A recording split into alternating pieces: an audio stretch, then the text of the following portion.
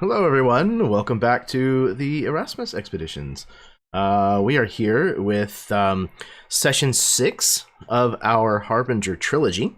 You did hear that correctly. We have now played 2 trilogies, basically. Well, I guess as of the end of tonight, we will have played. You know what? If you come here for specifics, then well, you've lost your way, and you should turn around. But yeah, this is called the Trickle Down. This takes place in a homebrew world of mine called Chrome City, which is very heavily based off of Cyberpunk. But it is using the Harbinger system that is in playtest by Absolute's Tabletop. It's a fantastic company with some fantastic individuals running it, and they put out fantastic products. So if you like what you see tonight, I heavily suggest that you head over to their website and download the rules for yourself and check out what else they have to offer. You won't be disappointed. Same warning that I give at the beginning of all of my games, and that is if foul language and mature subject matter are things that bother you, then you shouldn't watch anything on my channel. Once again, you have lost your way and you need to turn around. But if those things don't bother you, then just go right past that detour sign and keep driving, you crazy, crazy fool. So, before we do get started, I'm going to go ahead and pass things over to my players so that they can introduce themselves and say whatever they might have going on, as far as, plugging anything that they are working on currently, or where you might be able to find them on the internet. And then I think, yeah, we're going to play some Harbinger. So, we're going to get started with Chad. Chad Nick. Hello. Hi there, Internet. My name is Chad. You can find me on numerous places around AbTab, but predominantly here. And then, yeah, I believe here. And then I think, nope, because everything else that I'm playing, I don't think is streamed right now. So yeah, yeah, I'm playing Ulysses, a Forgeborn Mancer, and I'm really excited to be back with this crew and finish out this game, because like this has been a blast. All of these characters have been so much fun, and every time I get a chance to play with you guys, it's always something unique and new and special. So thank you, Jeremy, for having me, and I look forward to the rest of this game. Absolutely, man. I love you. Always happy to have you on the channel, Chad. And yeah, there is a possibility that this might be the final episode. It really just kind of depends on, well, how the dice turn out, I guess. what you all decide to do. But yeah, it's been a terrific ride so far. I'm happy that this is the 6th episode. That's actually worked out really, really well. It kind of gave us a little bit more ability to explore a little further with the characters and with the setting. So I'm always happy to do that. Okay. Next we have the other Chad. That would be me in some circles. If you have not checked out Absolute Tabletop on Discord or Facebook or however you may socialize with your media, you should check them out. You could join in games like this, or heck, maybe you might even be able to run your own. It's a great community where like-minded individuals, it's one of the most welcoming spaces, warm people, and you can bounce ideas off, or, like I said, run games, join games, all different kinds of stuff pertaining to tabletop gaming. And the people who put it on, like Jeremy said, they make their own little game systems and such, so you can check out their products as well. You can find me mostly around here right now. There might be a link in a doobly-doo or something at some point or something. You can follow that stuff. Otherwise, it has been a pleasure along this saga with you guys. We try to stretch out Jeremy as much as I can myself, so I'm glad that everyone else went along with it and tried to draw it out as well. So yeah, superb. I'm glad to maybe we can make it longer. This is the last one. I don't, but yeah, like anyway. I mean, I'm down for that too. I'm just saying, like, Yeah, I just expect us to crash land somewhere and then we end up in a medieval setting and we just run a 5e campaign from here. And I You am know- playing Lucius the Slugger. I forgot to mention. So There you go, Lucius the Slugger. Excellent. You know, that wouldn't be the weirdest premise that I've run here on the channel, actually. Yeah, man. Happy as always, Chad, to have you here. And again, to echo what he said. Again, absolute tabletop. Just a fantastic group of gamers who are very welcoming and very creative. It's a really great place to kind of interact with a part of this hobby community. All right. Next up, we have Todd.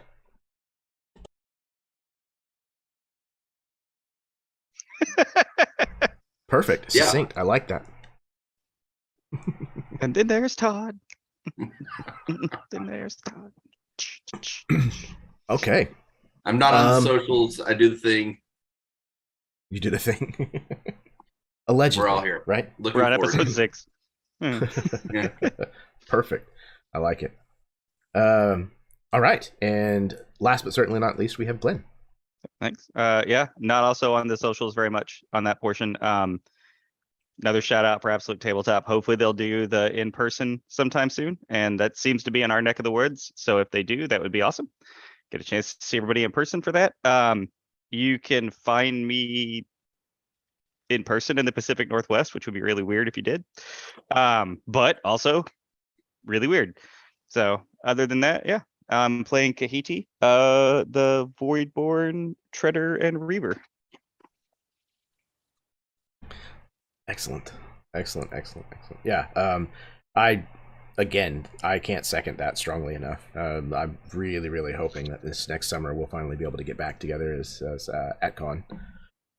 I miss my peoples very badly. Like, playing online with everybody is a joy. It really is. It's a luxury that I'm very happy that I have in my life. But it's nice to be able to get to see everyone in person and hug people who are okay with that, and share meals and sit around and laugh. So hopefully that gets to happen again this summer. Hopefully I can go.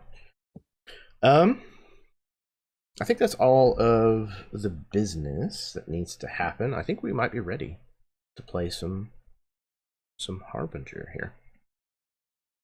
All right.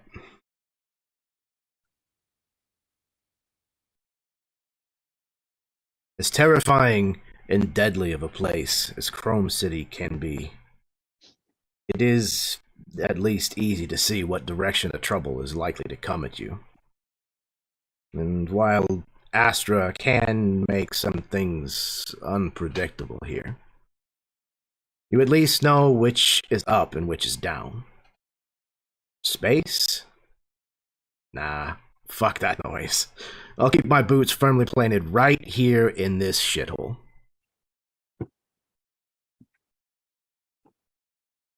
We find the five of you having secured what you feel like you need for this next part of your journey.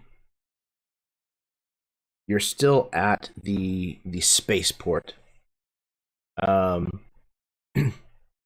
The ship that you have commissioned is prepared to your specifications and is ready for takeoff as soon as you get on board, stored away, and receive clearance.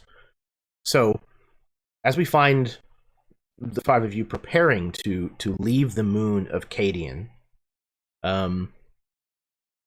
for the Wyrm Hole Industries space station, where there's likely going to be some trouble. So as we join the five of you kind of getting ready to depart, what do we see? What is the mood and the conversation currently like?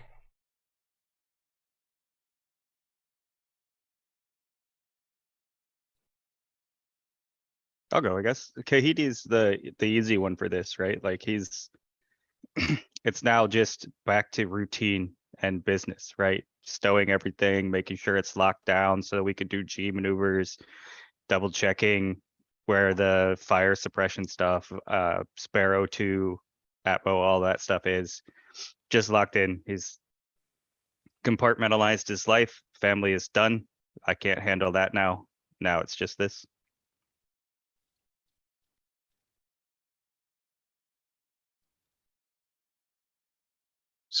Seeing my found Centurion heavy repeater that I got off our boy TikTok the Croc, and just making sure that that's, you know, it just got repaired by my boys Sylvan, so it should be a tip, you know, ready to go. So it's looking real nice. Got it dialed in, and I'm carving a skull into it.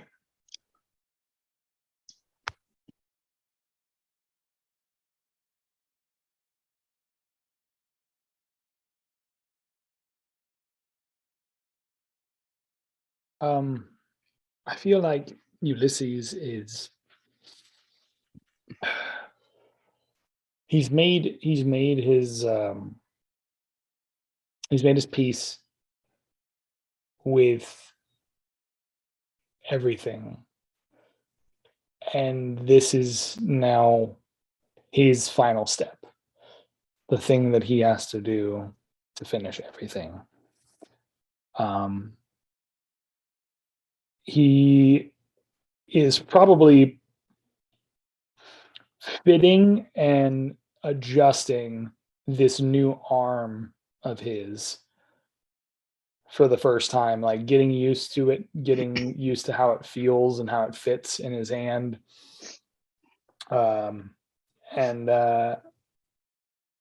He is just kind of looking around at the group as a whole. These three gentlemen who he feels as though he's sort of dragged into his problem, right? Like he feels responsible for their well-being now, because he's now asked them to take on a task that they didn't have to take. But here they are, still staying.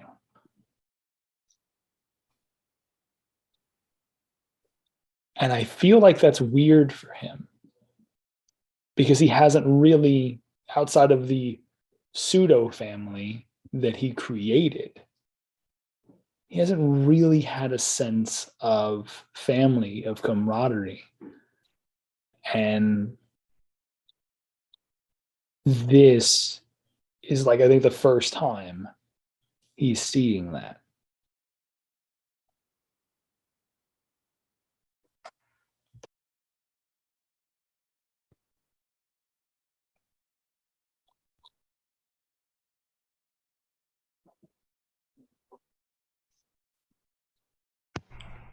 What is Sylvan up to? Pretty much just standing around. I've gotten all my stuff together. I'm finished working on the blaster for Lucius, and I'm tinkering with a new slinger. But other than that, making sure everything's strapped down and ready. Have we figured out who's flying this thing? We have a crew, yeah. Thought we were gonna drift on by and let us depart via the emergency exit, so to speak. Okay. So I think we have, just for hired a crew? mechanics' sake, did we have, I can't remember now, did we end up going with the crew, or are we planning on piloting it ourselves and doing all of those things? I'm all fine for us doing the piloting checks and stuff. I'm down, I just don't know the mechanics. So Yeah. Either way, I know that you guys had mentioned potentially hiring a crew, but I had not heard one way or the other if that's what you wanted to do, or if you wanted to, take the sticks fuck it, then yourself. I say that we set it up as we have a few probably wraiths there who Okay. can take over from us, but are just like it's not, they don't know what's going on. They know that they're doing some dirt. They know it might go sideways. They know that basically they're there to protect the investment when we debark. When we disembark, right? We don't want to waste the many millions of dollars on a ship. Right. Millions of credits on a ship by just being like, fuck it, let's let it drift off. And it's like, we don't ghost ride this whip. Getaway drivers. Yeah, so they're there for that, and to be nearby for us to get back to in the slimmest of possibilities that someone survives this. For Excellent. that, but we'll take the lead for that. Yeah. So not knowing how it works though, I think then Kahiti's going to take on that sort of like as Ulysses is surveying the newfound family or family feel that he has with it, like Kahiti's home, right? Like the last 4 years has not been home. But as soon as he's now within the steel walls and gravity is going to be going away soon, like that's home. And so there's a little bit of happiness there with it, but he also realizes he's got 3 fish out of water, right? And then a couple people who are there to help but can't get that involved with it, right? So it's going to go up probably starting with I'll probably start with Sylvan and obviously Sylvan's probably already found the engineering bay. It's probably already tinkering around on the guns and whatnot with that. So he leads Sylvan to that area. He has a quick rundown, like, yeah, man, like not like your shop. Yeah, not saying you messy, man, but can't have that shit laying around here, right? We pull a hard G, next thing you know, that thing's through your face, yeah. So showing him Velcro walls, that kind of stuff. You stick this here, this here, this here. Here's the handholds. Yeah, shit goes sideways. Just grab, just hold on. Be all right. Yeah, be fine. And then walking him through the engine room and being like, so when stuff happens, if you could maybe not let this explode, that'd be cool. But I get it. Do what you can, right? Shit happens. And if you hit this button, be on the other side of the door. That's all I'm saying. And do that portion. Grab Lucius. Probably be like, well, man, you can fix things, you can fly things, or you get to shoot shit. Like what you like. Yeah. I like all that stuff. Stealer's choice, man. I think only I'm not one so pilot, good at multiple fixing. gunnies. Why don't we shoot some shit then? Yeah. So Yeah. take Lucius to one of the gunner bays, and myself probably checking out the other one for that, because after we get Lucius run through, and it's like, as soon as we clear the shipping lanes, we'll pump out some debris, let you go, get your feel for it. Do a little test fire. No one's gonna feel that's weird. A lot of ships do that. You don't want to find out 2 days out of port that your shit don't work, and they get mad when you test it in the bay. Yeah. So pull him, run him to that portion, and then grab Ulysses and take him along with the Wraith pilot that we found, and been like, so he needs a crash course, without the crash if we could. So I'll let him take it out, let him do the portion. He's smart. Maybe too smart for his own good sometimes, but he's smart. He take this, he run with that. Hopefully you can do like differential calculus, because navigation's a bitch in space, but I can't. So hopefully you can, because we're gonna need that. And then gets everybody sort of settled in, ready to go, and then spends probably the last 15 minutes making sure they know, like Ulysses knows how to strap into the pilot's couch or whatever it is, right? G chair. And then making sure Lucius isn't like not strapped in right in the gunner's chair, and that Sylvan's the same thing, like for takeoff and for G maneuvers, he knows where to be and how to run, like from engineering.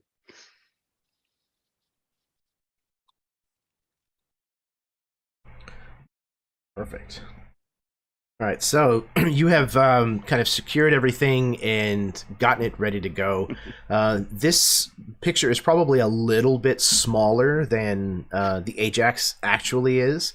The Ajax is probably closer to twice this size, but this is kind of a good indicator as to what it kind of looks like, the general shape, the general kind of coloration and build. It's made by the same manufacturer or something, but the Ajax has been specifically, like I said, tooled to your specifications. So you get on board and you're kind of going through all the checks and everything. And as you're awaiting clearance, you are going to be greeted by the ship's onboard AI, which in Harbinger they are known as specters. So you are greeted as you kind of situate yourself on board. There's these sconces that are basically like a small hollow projector that are going to throw this kind of image that hovers kind of above it as you are addressed by the ship's specter, who is known as the Warlock. I just want to welcome everybody onto the Ajax and make sure that everything you need is taken care of. My name is the Warlock. You copy? Good. Is there anything that you need that I can do for you? You just let me know, okay?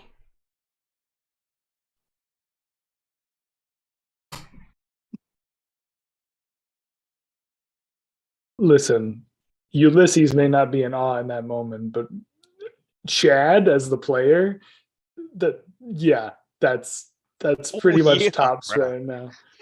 It's pretty much tops right now. So thank you for that. Like, it was great. Oh yeah. AI rises to the top, brother, like the green. We're gonna rises. get snapping it. Like, I imagine there's, if from like Idiocracy, there's like a little Slim Jim like logo that just happens to come across every like 10 seconds of the feed. Like, yep, gotta get that sponsorship out there. Slim Jims are still a thing in the future. They're the only thing that has survived. Yeah, it's That just and space Twinkies. rats. Yeah. That and Twinkies. Pretty sure, like, yeah, there's like, you buy your ship's AI with an ad package. Like, no one pays to get rid of the pop-ups from that. Welcome so it's to always Gatorade. It's like getting a Kindle. Yeah, exactly. anything I can get you. Maybe you would like some Astra fade remover. How's you come in this right now? Only $29.99. Oh, I love it. Perfect.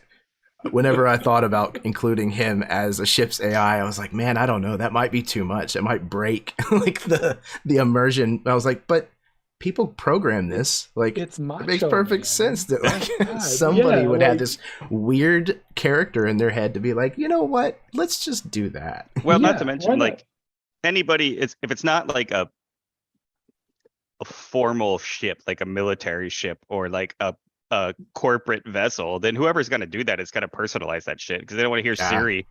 Like, Exactly. Stone Cold. Like I just imagine if in this universe now we have a Macho Man Randy Savage Spectre, somewhere out there, there's a dude with like a ship that is the equivalent of like a dually, like monster truck level. And then like all you hear when he turns it on is the glass shattering Stone Cold Steve Austin intro. And like the most badass Texan, like, turn this shit around, motherfucker. Like, yes, sir. I will absolutely do that, sir. Hulk Excellent. Hogan version. Make sure to take your kilt packets, kids. I guess that's more of a Macho Man. I can't remember Hogan's. Oh yeah, brother. Oh, Yeah, They're pretty, brother. they're pretty similar. They are Yeah. pretty similar. And, Just the handlebar And mustache. sadly, there's really. the poor bastard who has the hacksaw Jim Duggan, which just Hacksaw Jim Duggan. doesn't really speak much, just runs around and sticks its tongue out. Oh man. Well, Cool. we're dating Thank you ourselves for- too, by the Thank way. you for Yeah. letting me derail this into. You are more than welcome. I'm glad that it but- worked because No, I was this is really great. worried it was going to go over like a lead balloon. So No, this is great. perfect. So yeah, I feel like you this have the works warlock for on board. other. I feel like this works for other characters that I've played in this universe, but this is great. I feel like Ulysses has no idea what to do with Warlock. Like this was not what he envisioned when we signed up. Like, okay, then hello there, Warlock. How are things going, brother? They are going well currently, I suppose. I guess I was, excellent to hear. yes, I guess I was sent to learn how to pilot the Wraith vessel. Oh yeah, I can hook you up with that, brother. I can teach you everything you need to know. Oh, good. Oh, wonderful. I will let you know in advance. I am not a pilot. I have not been a pilot before, but I am capable of learning at a breakneck speed. So lay it on me. Oh, breakneck speed, that's what I like to hear. By the time that I'm done with you, you will be a pilot. I promise you that. Just strap in, buttercup. Why do I feel like I'm hearing Lucius a little bit? Okay then. Well, this is for your family. This is for everyone that came along with you. You can do this. You just have to learn. All right. Ulysses, your mic is hot. Well, I'm sorry. Right. Thank you. Yeah, so ship's comms guys, we can hear each other in the bases and do the works. You just gotta like turn it up or down to get yourself that. It's all good though, man. You could do it. Yeah. No, thank you. We got you. Thank you, Kahiti. I imagine he's just giving like a thumbs up with his new arm, like heard, understood. Thank you. And then he'll just like go through what I imagine is the equivalent of like an 80s montage wrestling academy thing, but for piloting. He's showing you the ropes. Just absolutely. What would that like, sound like? I'm just kidding. What would that sound like, Jeremy? Go. Just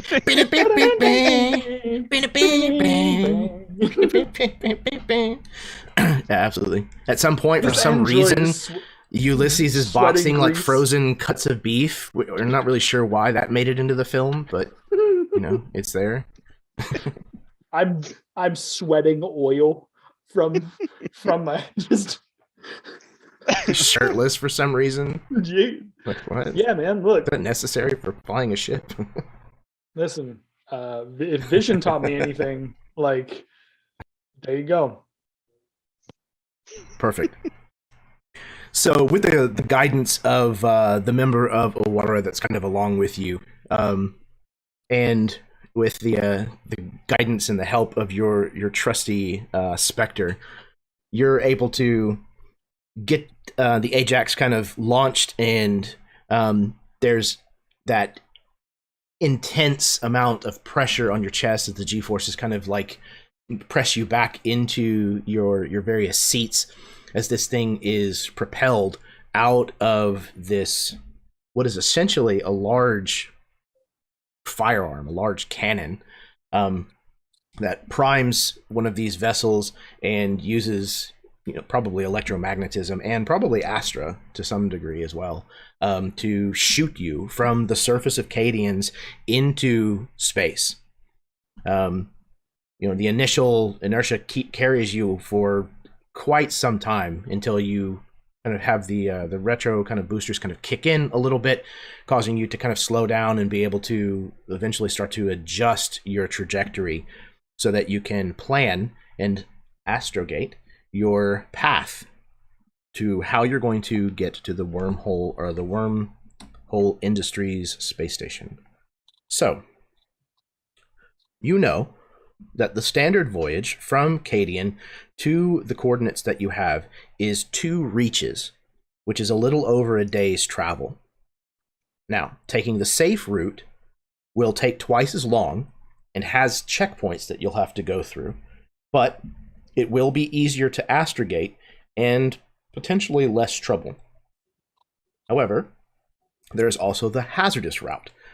It will be half the time, and it will have no checkpoints that you will have to go through, but it will be harder to astrogate a safe path through, and you might have a higher chance of running into pirates.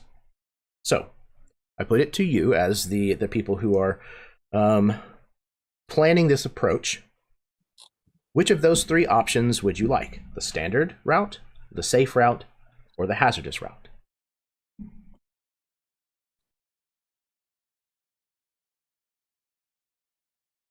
Ooh.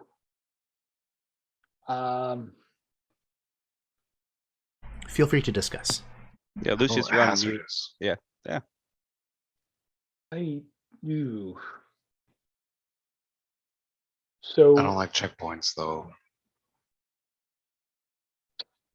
so you're saying go hazardous because you don't want to do the check. We don't want to do checkpoints. Yeah, man. This isn't really a horror ship. Yeah, and not to mention, I don't think you're gonna. No offense, Ulysses. I'm not so sure you're gonna pass the sniff test as a pilot for being out here normally. Lingo, whatnot. When they come across, you're gonna come a little stiff. Yeah. Yeah. Okay. So we take the far more risky route, and we arrive at our destination then. Yeah. What's worse could happen? Be fine. Right.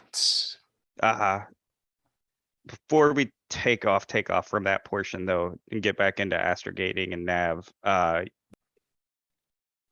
Kahidi would want to go to Sylvan and cut a message for the wraiths should something go wrong, right? So that basically once we're on board, the ship can broadcast out on like an encrypted channel or whatever, a message out basically outlining all the details. So we're not going to tip our hand until after we get there, but it'll be there, and I'll ask Sylvan to encode it and get it set up for broadcast. And then be like, Warlock, or was it Warlock? What's the name Yeah, of the AI? Warlock. You'd be like, Mhm. all right, Warlock, yeah, Gunner Bay 2, condition 2, safety locks off. Let's kick some debris out for Gunner Bay 1 so he can shoot and try not to kill anybody. With that, yep, at least not yet. And then Right, you take it got out. it. The guns are ready.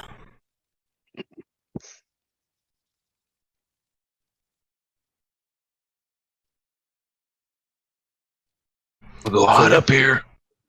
Guns are hot, have some fun. Okay. Yeah, you can easily light up, throw some lead around, shoot off some Astra-powered, what are they called? Pulsar cannons. So, Pulsar beam. So the Ajax, I did stat out the Ajax based on the stuff that's in the Harbinger playtest material. You have, as far as actions that you can take, there's the pulsar cannon, the wand system, which we talked about at the end of last session. If you need to be reminded what that is, we'll talk about it. And then the cloaking device is the other action that you can take. So cloaking device would probably have to be done by somebody who is doing, what is it called? The assist action on board. There's 3 different kinds of actions you can take. Pilots, support, that's what it would be. Yep. So out of the book, there's three. There's support, pilot, and gunner, and they happen in that order on your turn of initiative.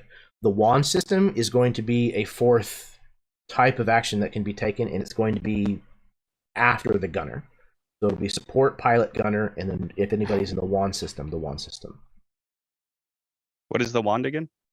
It amplifies Astra. Oh, yeah, that's right. It's basically like it's the mage bubble. So Yes. Yeah. if you're I gonna forgot about fly, that. I guess that's what I should be in. Sounds good. Yeah, so the wand stands for Weaponized Astra Neural Database. You have to submerge yourself into a sphere of astrogel, which is then deployed technically on the outside of the ship, but it's kind of tethered to the ship by like an Astra net that holds it together. The material, the astrogel, gets its power when it's in the presence of the Harbinger. So it kind of leeches some of its power, if you will. But it allows whoever is in it to access the powers of any of the other Mancers who have ever jacked into the wand system before, and kind of borrow some of their power. So what it does is you are able to amplify your spells and turn them into void ship weaponry, essentially. And you get a boost for free, or up to a maximum of 5. And every time you use it, it requires you to roll on the Astrofade tables. And each boost that you take increases which table you roll on, which is why it caps at 5, because there's only 5 tables.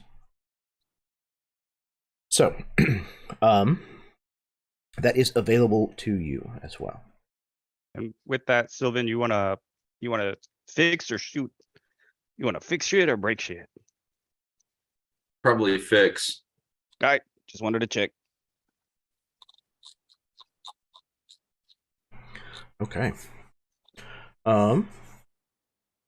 So, with that in mind, after you've gotten a little bit of the shooting out of the way, it sounds like the decision was to take the hazardous route. Is that correct? Oh yeah, it's a rental. That's Well, true. we paid for the insurance. We're good. Let's deck the halls in this baby.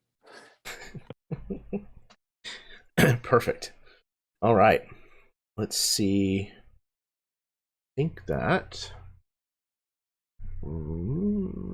decreases the time by half, I believe. So it should take you the better part of a day, but still under a day. Yeah, halves the time. Okay. So who is going to be setting the path for this? Who's going to be doing the astrogation? Do you want to leave it to the race that came with you, or do one of you want to do it? Astrogation. I have a 0 in astrogation, but I will do it if need be. Because I went through the piloting course. I have a -1, so I think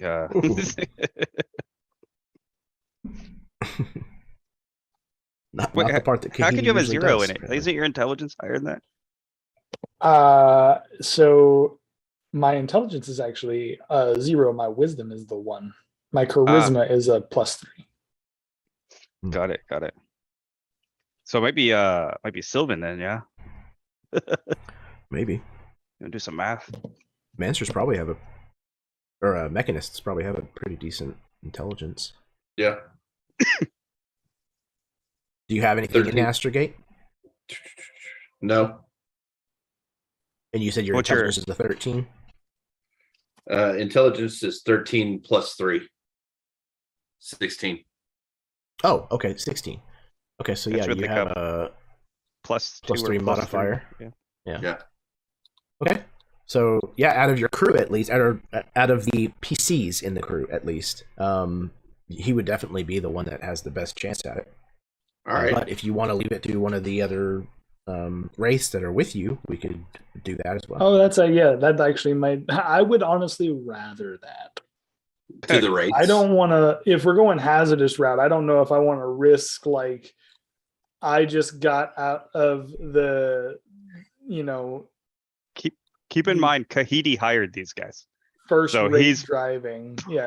Probably not like, let me see your SAT scores. Yeah.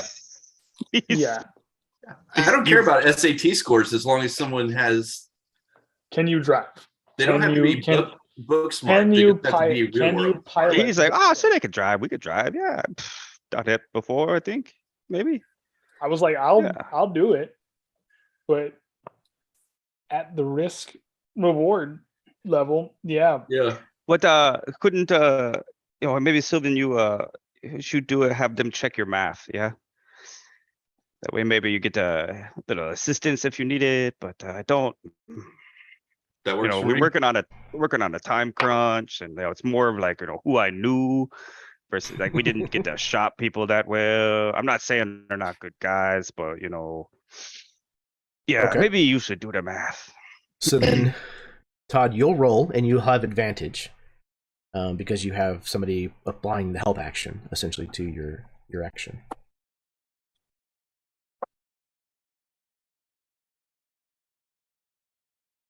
Is it straight roll or do I add my intelligence you would- modifier? Yeah, you'd add your intelligence modifier, so +3 should be. 16. Okay, That's excellent, not bad. excellent. Okay, so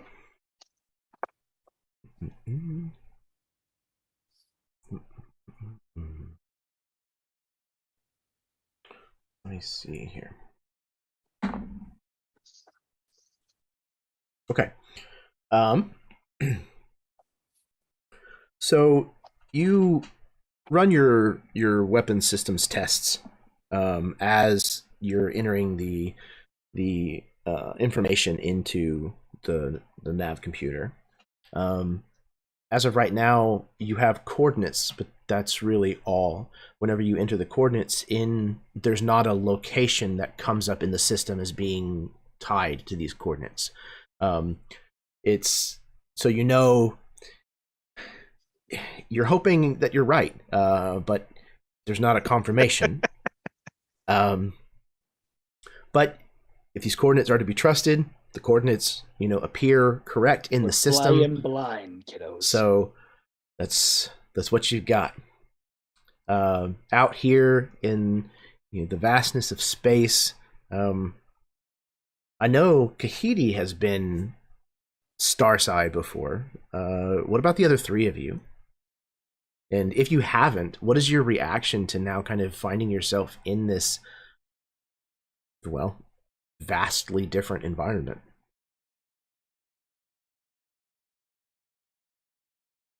As far as where my characters come from, nobody leaves. Nobody leaves Chrome City. Nobody leaves Cadia. Nobody gets off this fucking rock. Like, you're lucky you see the surface. You're getting off the fucking planet. So it's big time. Like, he's Mr. Moneybags right now.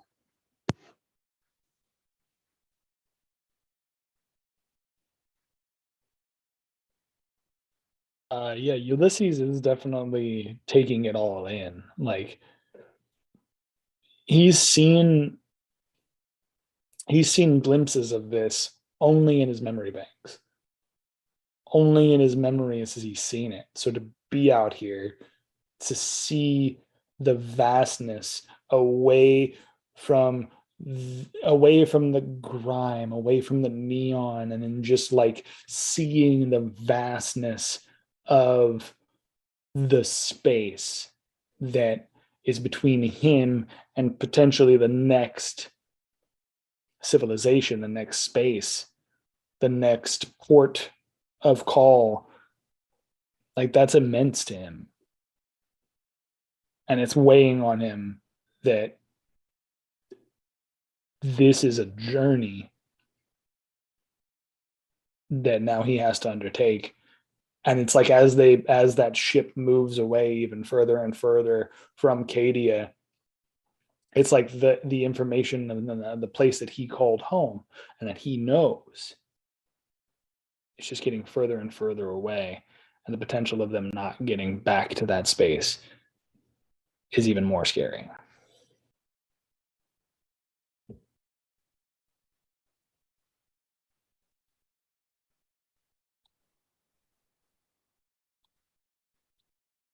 Kahidi's just getting like freeze-dried kelp pucks and coffee and just happy. It's like floating around, enjoying it.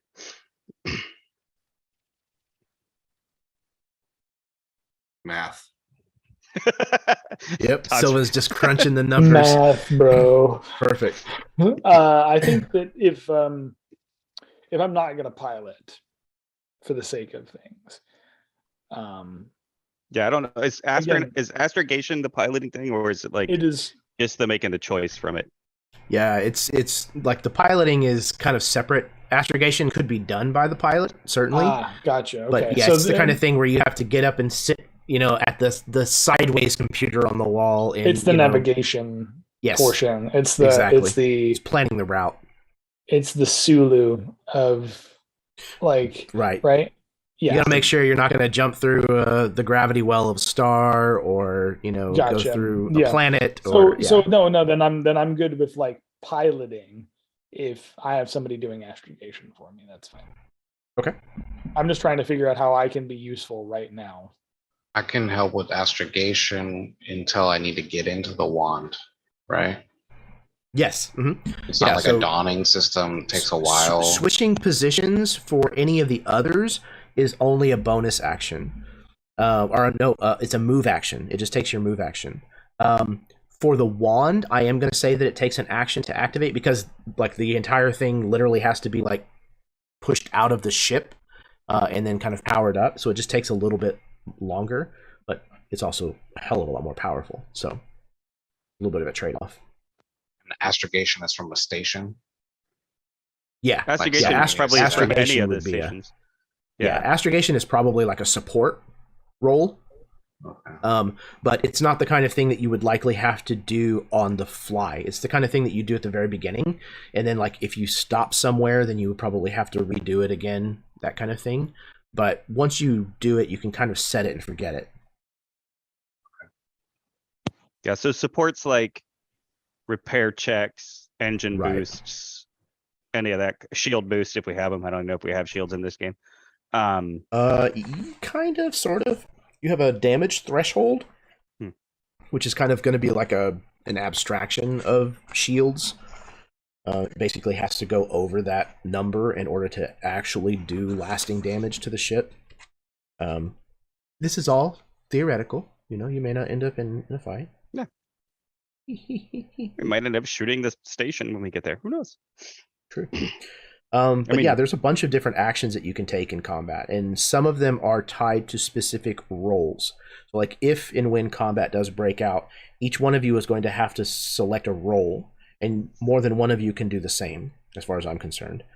Support, gunner, pilot, and then the additional one that we have, wand. If Kahiti's in the wand, you're fucked. Okay. So, Does being in the wand then change your spell list because of the other previous users?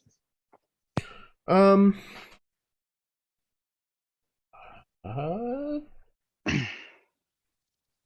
Does it Sure. just give you a spell that can do damage? sure, why not? That makes sense. Oh, So, random yeah. roll on the table to find out what we have. Let the dice provide. So yeah, and I think, and I don't know if it's this way in the rules or not, where like people combat is kind of one scale, and then ship combat is kind of another scale. And so like people slinging spells at ships would probably not normally do much, if anything. But this is basically allowing you to scale up your Astra abilities in order to apply it to a ship scale. And so with that too, right? Like that's not just like damage causing things, right? Correct. If you had like telekinesis, you could maybe like get in there to be Yes. like, oh, I'm gonna go mess with their controls, or I'm gonna go do whatever. Exactly. Yeah, that's definitely the way that it's intended. Not to link it to, if anyone's seen Starstruck Odyssey, and if you haven't, you should. It's worth watching. Ooh, I haven't heard of that. So Starstruck Odyssey is Dimension 20's space-based Oh. adventure that they did, and they Nice. use a combination of Star Wars 5e rules and some other aspects of it. The ship combat in it is pretty impressive. Nice. I will Very say cool. Star Wars 5B seems to have gotten that right. Yeah, space combat's hard to do. For sure. And they have a thing similar to the wand because they have a psychic character, and in order to let her provide Sweet. more into it, like Yeah. during ship-based things, all of her psychic abilities can be amplified and Nice. to the ship itself. So seems very similar. Yeah, that's cool. I'm really happy. But to it's hear that not as somebody else cool had as that when same Jeremy idea. runs it. Well, hey, don't write that check yet. Like, Well, yeah, we'll We'll see if it's see. a TPK, and then we'll be like, fucking should have been Dimension 20. exactly. Yeah. Exactly. Okay, so we've got our nastrogation. Nastrogation. That's a different thing. That's what We he's have doing our- in the back. That's a very Masturbating. solo project. Less math though, thank God.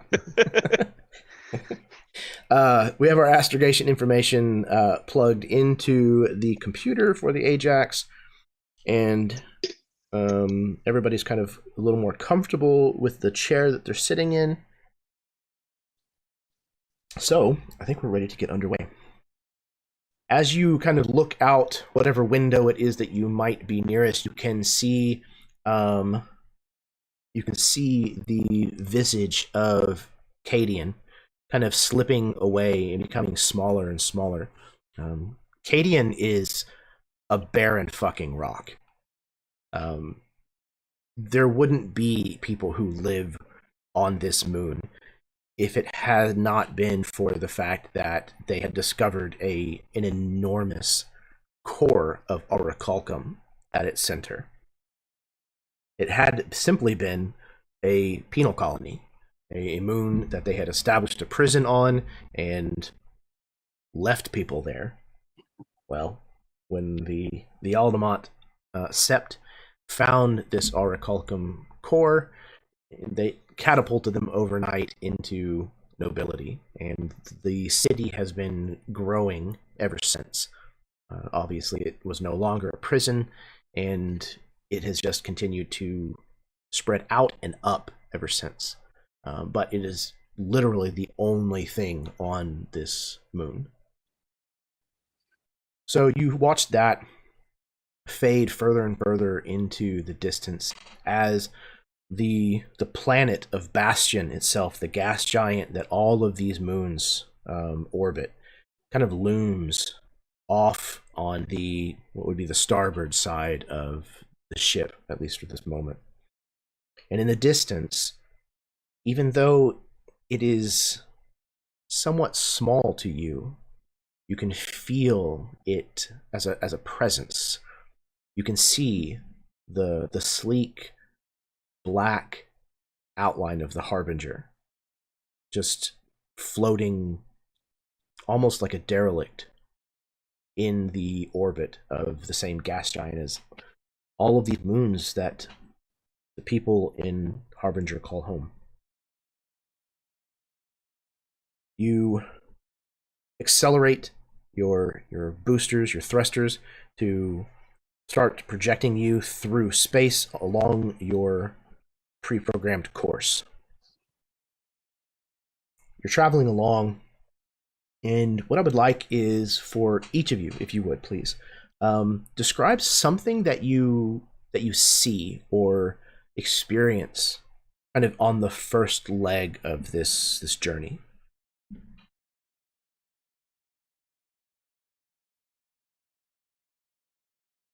See something that's kind of rare on the moon that I'm from.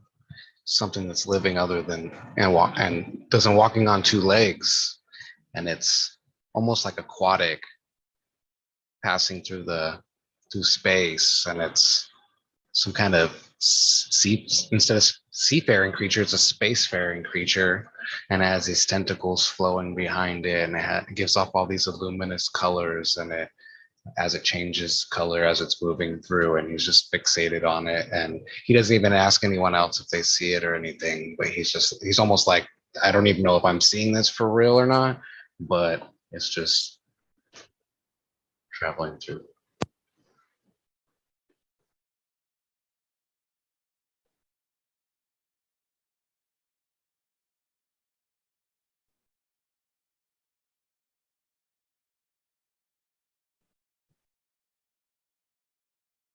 Anyone else?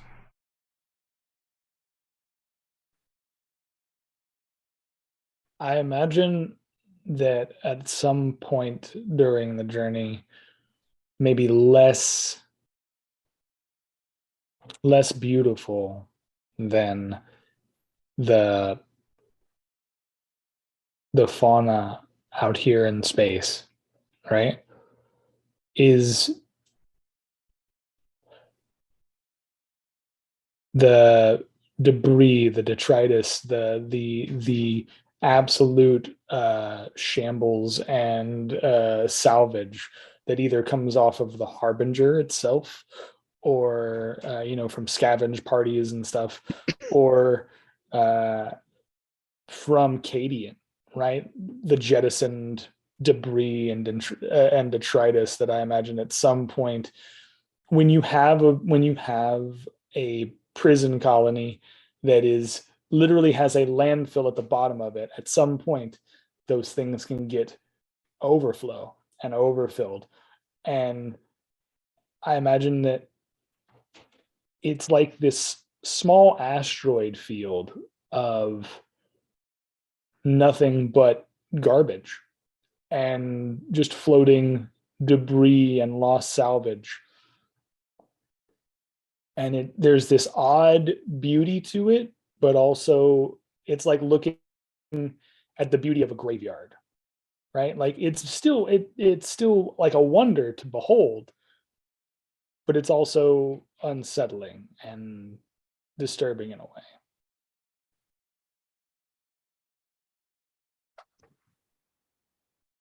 I think Kahidi has made his way up towards the bridge now that we're moving and everything's ship safe or whatever. He's made his way up to the bridge, just sort of staring at the screens that are displaying out, as you said, like Harbinger off in the distance. And, Ulysses is doing his thing, head down, piloting and picking up on that with a couple of the other wraiths that are there. And it's hit him like the last few.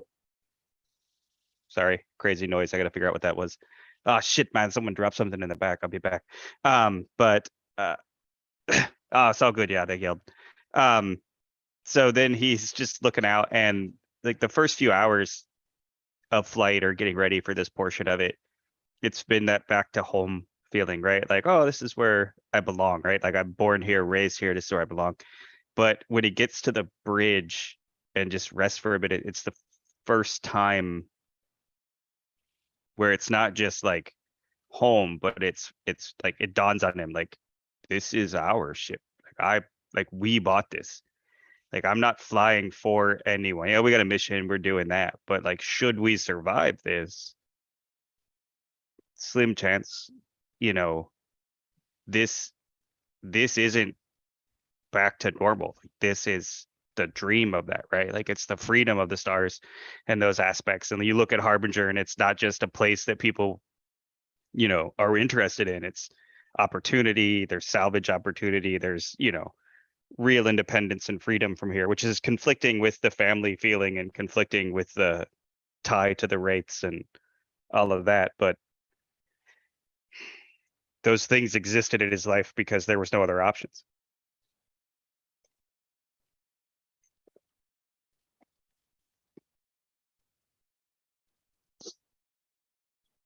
I'm just staring out and seeing all the debris, and am just amazed by it, right? Because being from the slum, being from the trash heap, essentially being a trash rat, not aware of anything else really. It's out there, but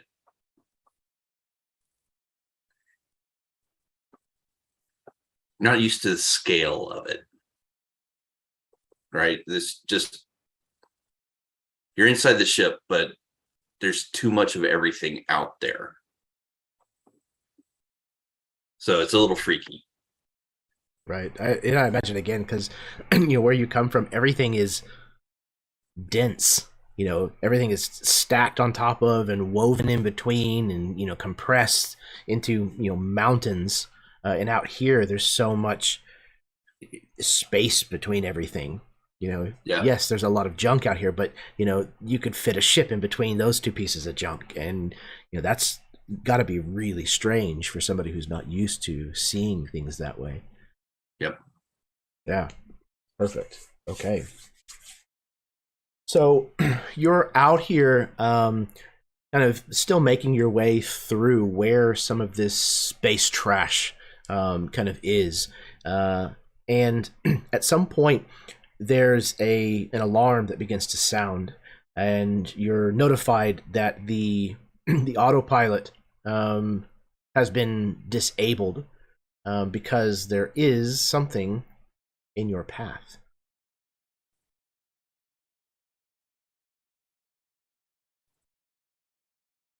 The Pokemon, some like the little like comes up. Bling. Mm-hmm. There appears to be an object in our way.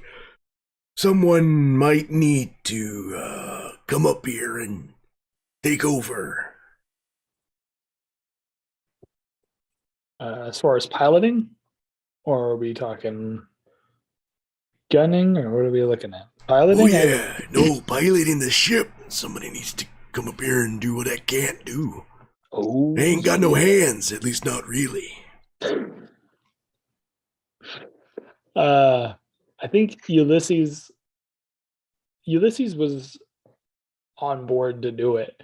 I'm not really an ostracator, but as long as I have someone around who can help with that, I suppose I can make my way through. Warlock, you've taught me a lot, actually. So, Oh yeah, I'm a great teacher, man. I told you. Great teacher. indeed you are. So, shall we? He straps in to pilot the ship. Let's dance, Buttercup. Indeed. His eyes. I imagine his eyes will polarize, so that he can like see better in in the night sky space that's out in front of him. So his eyes will polarize over, that way he can see. And then he will begin his little journey. Hopefully I don't smash this rental into everything. Sorry, learning how to parallel park. Bing, bang, bang, bang. All right, Ulysses. Whenever you sit down in the pilot's seat and you grab a hold, you realize that, like, have you ever gotten into a car and realized that the steering wheel's locked? Like Yes. You can't. Okay, so it's like that. You grab a hold of like the piloting sticks, and you can't turn them. They're seized. Mm-hmm. Warlock, I thought you said that I was going to be piloting, and I Oh yeah, you got control, brother. but it doesn't move. So how does one? How do I pilot it if it doesn't move? Oh, that's weird. Oh, hold on, let me check something. He kind of disappears for a second, and he comes back. It's there seems to be some kind of strange readings going on here, man. There's a lot of strange energy that's flowing out from the Harbinger. There ain't nothing I can do about it, brother. This one's all you, man. All you. Oh, okay, wonderful. Well then, so what do I need to do then, Jeremy? Yeah. All in right. this moment, So I will gladly try to do it, or tell you what I'd like to do to mitigate it. So while Sylvan did roll decently well on his astrogation, because you chose the hazardous route, the DC was 20 on the astrogation check. So it did not pass, which means that there are some hiccups along the way. This is one of them. I rolled to see what the interlunar event was, as per the table, and it is the void ship controls seize up. Sensors show strange energy output readings from the engine room. So, whatever vibe is coming off of the Harbinger right now is messing with the engine enough to the point where you're having difficulty steering, basically. And you can see out ahead of the ship that there is this broken piece of debris that is moving faster than the rest of them. The rest of them are kind of, gently floating this way and that under their power. This one must have been hit by something or was a part of an explosion or something, and it's tumbling and is quickly, like, you're going to intersect it if you don't manage to gain control. So you can either try to muscle the sticks into submission, or if somebody wants to head to engineering and try to give you a hand, they could do that. How would you like to solve it? I got an option. Mm-hmm. While they're either one of those, whatever they do, could I also be getting into the wand? Yeah, sure. Yeah, Tahiti's gonna get in the gunner's chair and see if he can get a target, like a lock on it, but he knows that he knows his space is not the place to necessarily just shoot the shit that's in front of you, because now you just have 2 things in front of you or 4 things. And then he's also just flipping Ulysses shit. Like, have you tried, pull the thing, wiggle the fucking, it's the sticks. God damn it, wiggle the sticks. There's a switch on the top. Hit the switch on the top. Physically doesn't move. Physically, it is locked in place. Oh, what a Broke it already. I swear to I Christ. can try tinkering with stuff. Yes, please, for the love of everything. If you can get it to move, I can do something. But I thought you were supposed to get it to move or to pilot with tactic. 17. All I right. don't know if that gets me anything. Yeah, so Sylvan, you kind of head back to the engineering room or spot on this ship, and you have to kind of like pull back a panel or something to get access. And yeah, there's definitely something strange going on in here. One of the wires is like bloated and glowing with like green Astra. And you very quickly kind of reach down inside of there and kind of uncouple it, remove it, and grab one of the the spare cables or something that's around, and you manage to replace it.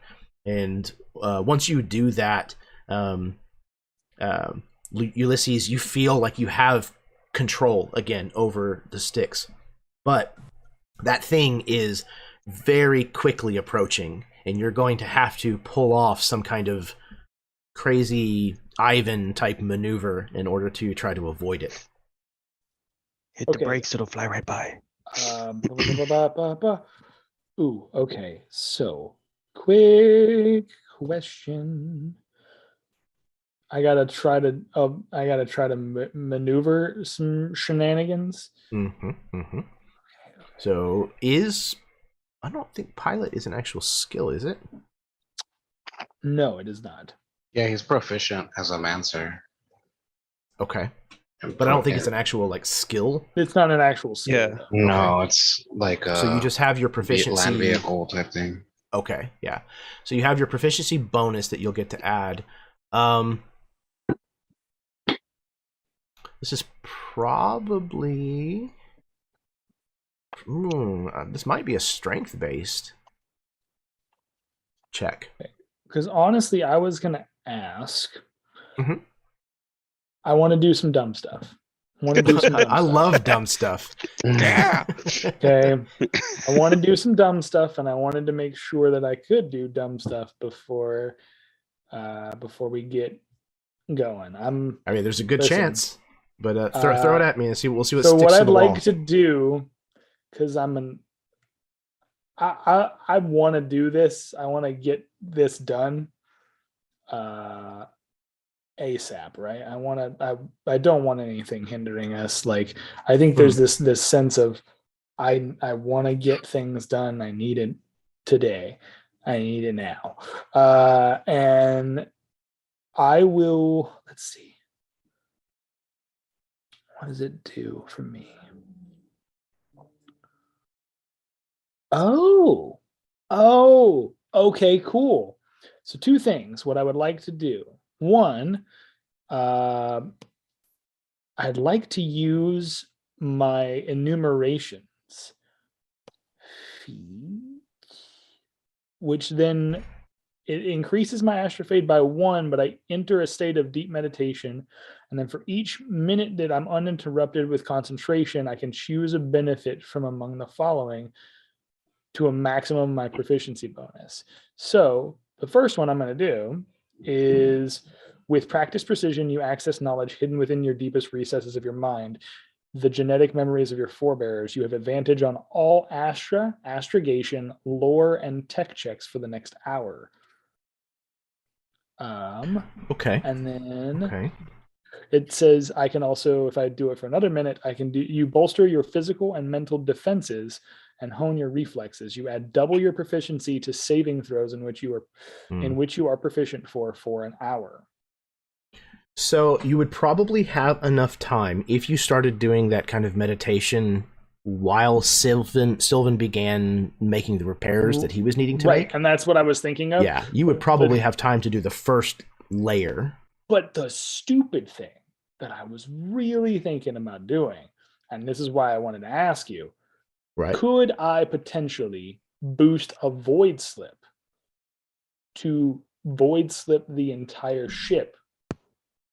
I have that planned for my wand, wand. I was going to say, if you do it from the wand, yes. Oh, okay. Because again, that takes personal magic and scales it to ship size. So I think that would be, yeah, absolutely. So that's what I wanted to know. So yeah. But from the pilot's chair, probably not. Yeah, I'll work on piloty stuff. Okay. Then, like I said, you can meditate for that first minute, essentially. That would be about how much time you have for Sylvan to make the repair and still be able to try to move out of this thing's way before it collides with you. Cool. So I will do that first part then. So it allows you to add double your proficiency? Is that what it was? Double my proficiency and then roll with advantage. And then I would be able to roll with advantage on all astrogation, lore, and tech checks for an hour. Okay. Lore, astrogation, or tech checks. Yeah, I don't know that it would normally apply here, but I think, again, a piloting is not technically a skill check, so I think that it's okay to apply it to this. Okay. Okay, cool. So your proficiency is, you guys are currently +2 still? plus plus 3. Okay. So it would be a +6 then. Mm-hmm. And then plus whatever you have from strength. From strength, okay.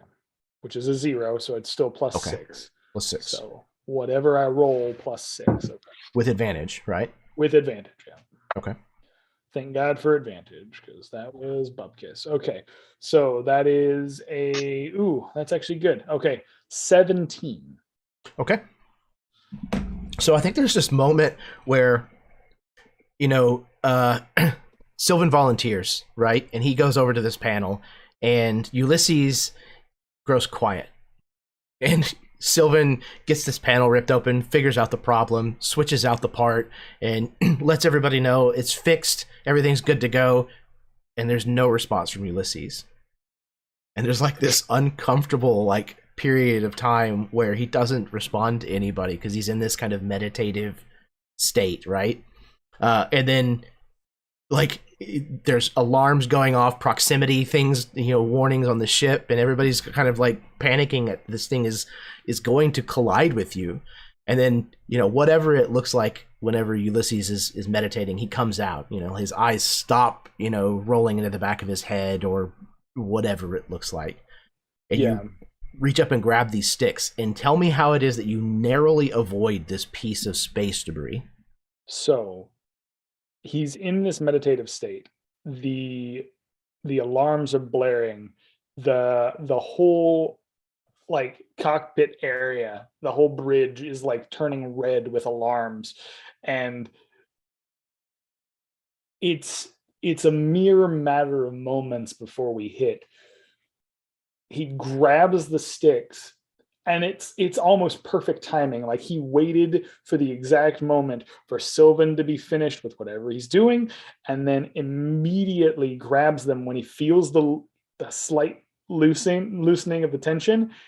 Full barrel roll, like through the gap, like full Millennium Falcon flip through the gap, and then like back out. I did it. We're safe, everyone. We're safe. Everything is okay. All right. And then again, just back to being like robotic, ready to go. Just like his whole essence is like, he got nervous for like 10 seconds.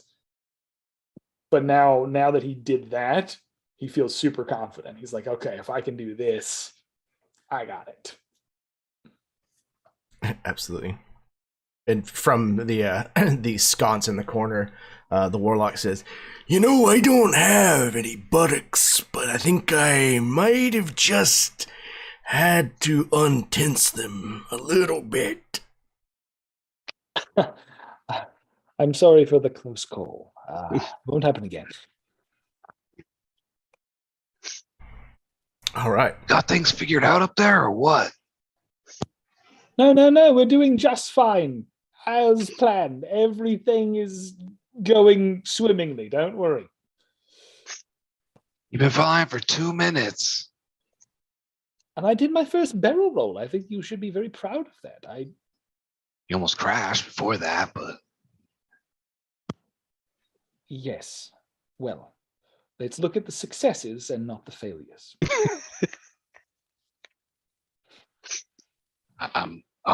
when success happens. Oh, thank you. So we're not done yet. Yes. Thank you. Excellent. All right. So with finishing the first reach of this journey, I think we're going to take our break now. Before we come back, and we'll handle the second part and whatever might happen because of that. Awesome. So yeah, lots of fun so far. I cannot wait to see what's coming up next. Should be pretty fun, I hope. Sounds good. All right. 10 minutes. Go to the bathroom, refill your drinks, kiss your spouse, smoke them if you got them, etc., etc.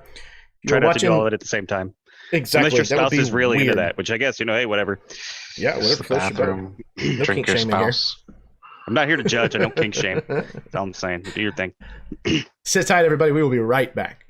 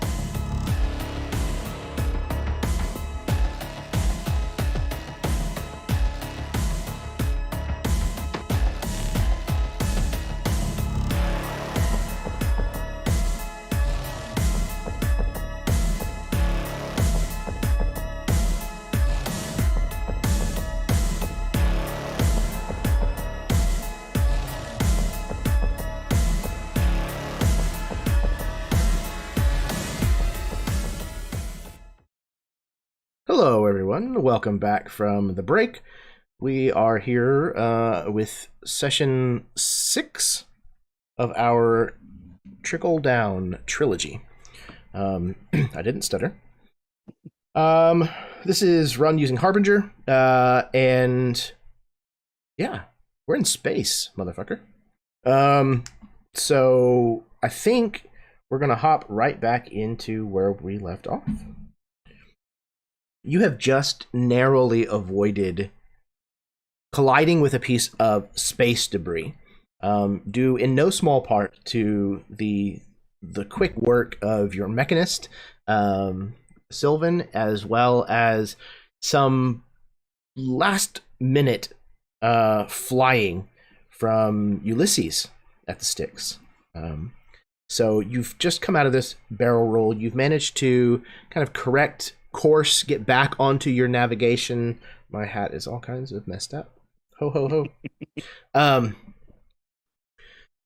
Tried to get back onto your navigational, your astrogational chart, your route that you had laid out. You're able to do so before too long, and we have finished the first of the 2 reaches of the journey that you're going to have to take in order to get to the space station. So you are entering the second half of your journey, if you will. You chose the hazardous route, so the entire trip should take probably around would it be about 18 hours or so, give or take. So you're in the back 9, as it were, and you're drifting along on your course when you get another indicator. The warlock comes back up on the sconce, and he says, Looks like we're getting some more strange readings, but this one seems to be a mayday call. It's faint, and I can barely pick it out, but I'm sending it through anyways.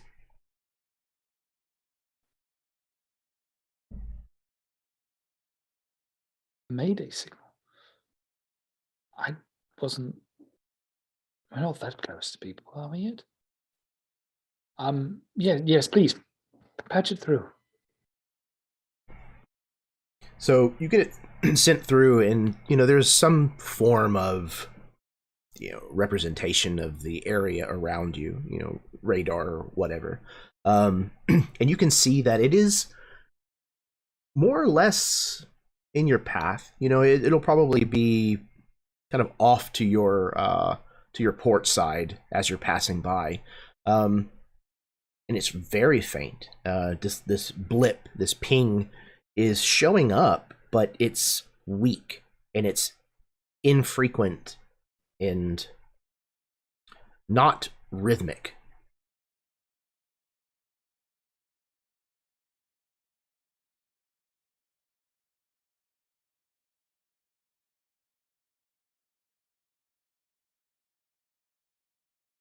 Not rhythmic. Yeah, Right. sporadic. Okay. More like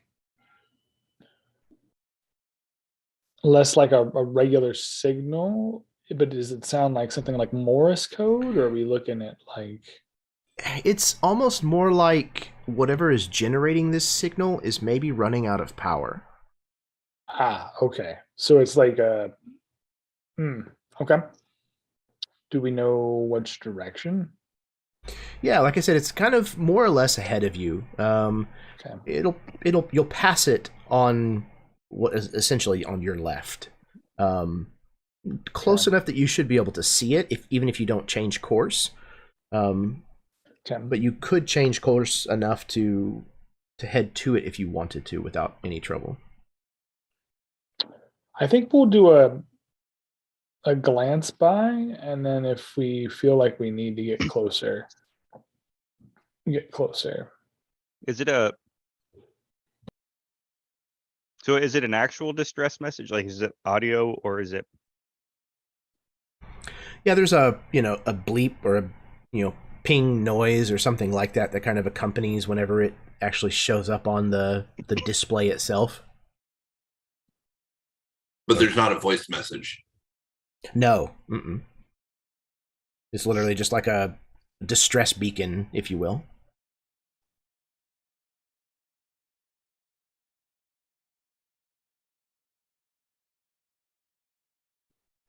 Yeah, we don't leave people out here. Yeah, it's it could be a trap, but if you think everything's a trap, then no one ever comes to save you. Yeah.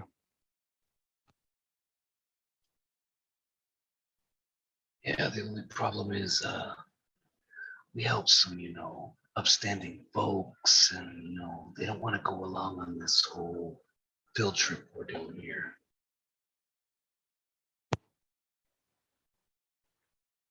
Yeah, I don't think they'd want to come along. Oh, It's they're a probably- trap.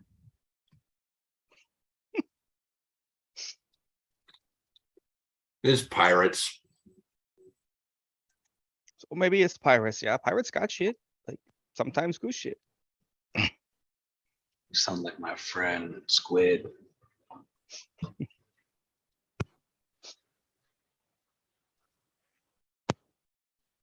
Like Thinks we everything's a fly trap. by. What's worse could happen? Yeah. Man, we're about to go Anyway. raid an entire space station. Now's not the time to be shy. You said this thing can cloak or something, right? Oh, I think Sylvan had that set up. I'm not sure though. Maybe we should see them without them seeing us. Yeah, we should crank that puppy up.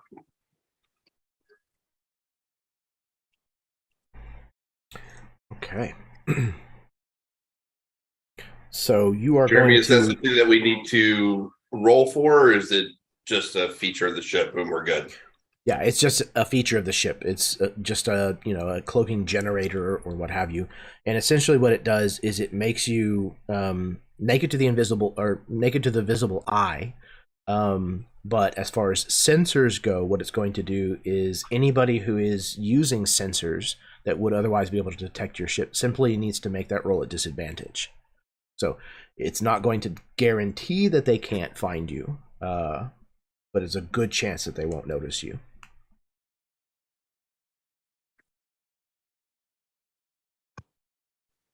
Okay. For some reason, I wasn't in the wand. I'll be in the wand now. Okay. So yeah, Lucius will move back there, climb inside, while Sylvan kind of cranks up this cloaking generator. Lucius, this is a really bizarre experience.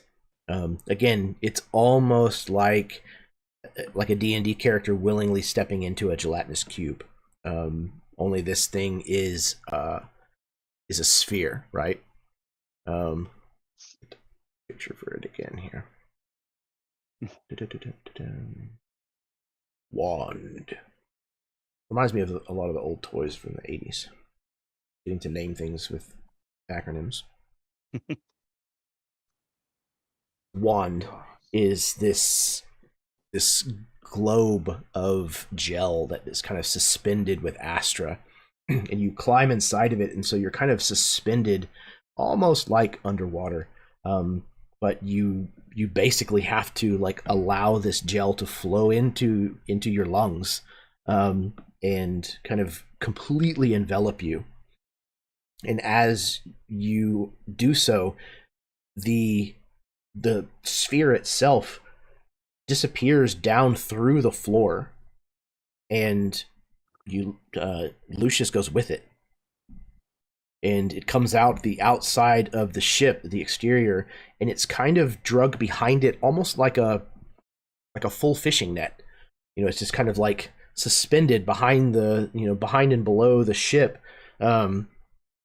by this net of Astra that kind of tethers it to the void ship.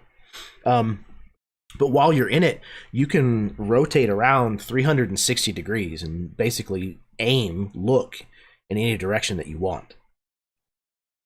The cloaking covers you and the ship as well. You're still in the possession of the ship, or whatever. So you don't have anything to worry about on that front. But it's probably a little disconcerting being basically out in space, and realizing that, you know, with your arms outstretched, at least there's mere inches of this gel between you and naked space. So you're trucking along. Sylvan cranks up this cloaking generator. Anybody who's looking out of the ports, you can see any of the wings or the extremities of this void ship kind of glimmer, as the mirrors that show, or the cameras that kind of show what's on the other side of the ship. That kind of technology is probably what it's based on. It kind of glimmers out of the visual spectrum, and you keep rocking forward, and you get closer and closer to this beacon, and eventually you can see what must be generating it. You can see a large ship that is very clearly damaged. There's a lot of, the way that things are in space, where you have the body of the thing, and then there's these pieces that are almost frozen in time, kind of suspended all around it, that you can tell probably came from the main body of this ship, but it's hard to distinguish exactly what they might be. Broken pieces of debris, and it's definitely not flyable. But it's hard to tell how long it's been this way. And as you're kind of skating by, you see that while this is definitely the thing that's generating this distress beacon, that it's not the only ship here. You see a large void ship. It's probably it's probably closer to probably 5 or 6 times the size of the Ajax. And it is parked, if you will, kind of somewhat out of sight amongst the debris of this ship, and is 100% salvaging pieces from this ship. Out here, there is 0% chance that this is a legal salvage operation. You can see, almost like ticks on a dog, these little smaller ships, probably closer to the size of the Ajax, kind of zipping back and forth from the cargo bay of this larger ship and the various different parts of this larger freighter that it's kind of picking apart.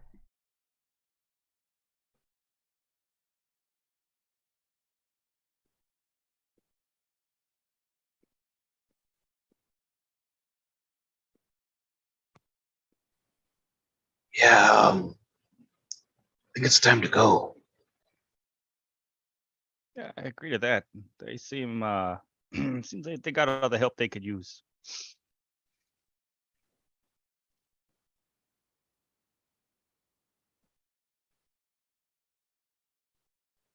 So we're stealthed, right? Guess scan to see if anyone's peeling off to us, or passively scan to see if anyone's peeling off. This is where the distress signal's coming from, though? You're pretty sure that it is coming from the larger freighter that they're scavenging. Oh, okay. So this big ship, there's a bunch of little ships around it, but Yeah. So there's this Interesting. big corpse of a ship, if you will. okay. And then there's this other, basically just a smaller freighter, but it's, Smaller again, Fisker, 6 yeah. times the size of your ship. And there's little tiny ships beams that are coming out of it. Okay, right. gotcha. Yeah, I guess if we're cloaked right now, do we chance it and like try to go in to see who these people are? Like, see it? I know what our mission is. I know what we're looking to do, but I think Kahidi sees this and is like, either this group responded to the distress signal and is salvaging what's left. That's optimistic, yeah? Or this group is the reason they have a distress signal and they're picking the corpse clean. Yeah. Either way, not much we're gonna do to help or hinder them at this time. So my recommendation, yeah, we mark the location, try to see if we can get ship IDs up a passive scan, and pass on the word later. Yeah. Yeah, I would agree to that, but I also just want to look at the big ship, right? Like specifically, do I recognize anything about this ship? Like, I guess my question would be, is this ship important to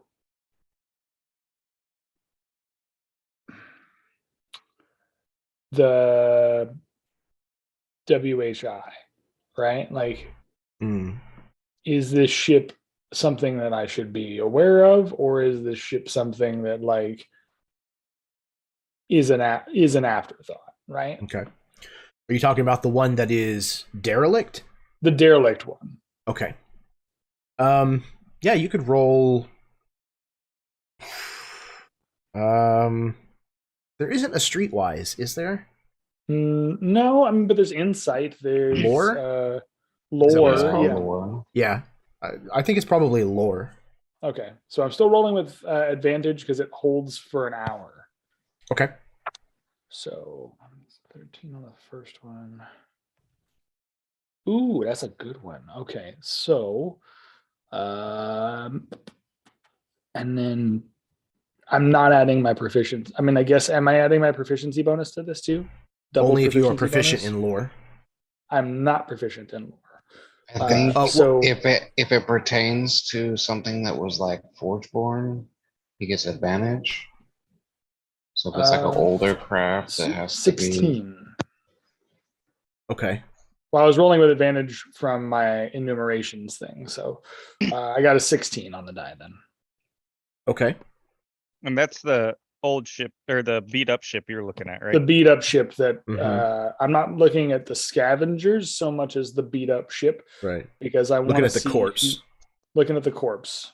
Yeah, Is I this think- is this a corpse that I would rather defend, or is this a corpse that I'm like cool to watch die?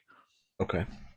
You know, And Kahiti doesn't have proficiency in anything but any of that stuff, and he's actually -1 on the roll, but he would want to look at the scavengers because he's more looking Okay. to see if he recognizes, is this yeah, we know it's not a legal pick, but is this a Right. group that does that for salvage, or is this like somebody who's known to be bad, or is it just random? Mm-hmm. Yeah. Okay. Yeah, so probably still a lore check, honestly. Yeah, it's not horrible. It's a 15. Okay, 15, and then Ulysses got a 17. Is that right, Chad? Yeah. Okay. Okay, so both of you will have a little bit of a return. Ulysses, this ship is called the Nomolos. We'll put it in our chat here. And it is a large freighter, the kind of ships that you find out in between the moons like this. There are typically haulers that are moving cargo from one place to another. A ship this size would probably be a corporate type entity. You know, some kind of actual business that owns this, as opposed to it being a private affair. And you know, there's not really like a lot of specifics that you would probably know about this ship, but it is not related in any way to WHI.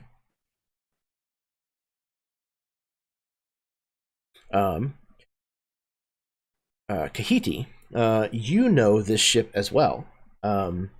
This ship is known as the Wyvern, and they're definitely pirates.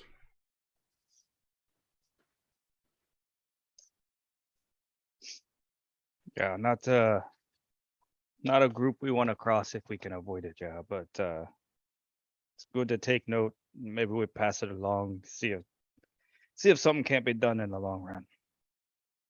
Something for later. Yeah, and he'll mark it on he'll have Sylvan mark it on the astrogation map as we're passing through, so that it'll be a beacon that we'll be able to go back to if we want to. But otherwise, we'll keep on course and cloaked, so we're quiet and out of the way. Okay. Let's see here.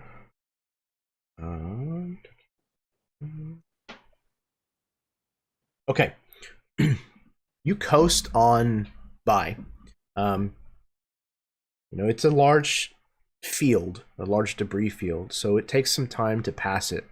And as you kind of pass the halfway point, more or less, where this wyvern is parked, and you start to kind of move away, your onboard sensors, your passive sensors, do indicate a small change, small fluctuation that is now moving away from the wyvern and in your general direction.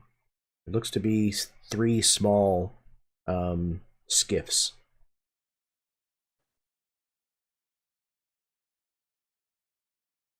Okay, well, tighten up, lights off, everything quiet. Master. Put distance between us and the rest. Yeah. We're gonna go as quietly and as fast as we can, right? Like On a vector away from. yeah. Yeah. Just kind of try to offshoot away from them. Okay. Maybe even now that we've used the debris, maybe even using the debris in the shadows to like try to push things in our trajectory to kind of like mask our descent can- away. Assist that with grab shift while I'm in the wand. It's a Cool. 0. It's a 0 astrofade. Okay. Nice. To try to kind of pull Yeah, like things cover our in tracks around. almost. Yeah, and like leave it Okay. behind us. So like, So- the only thing yeah. you saw move was this debris. It wasn't even nice. Okay, so it is a 0 astrofade spell normally, but anytime you use the wand, All right. there's a roll on the chart. Just at Okay. full disclosure. All right. Okay. So, you're just using it by itself. Which is just going to be the initial chart. So I think that's a D6.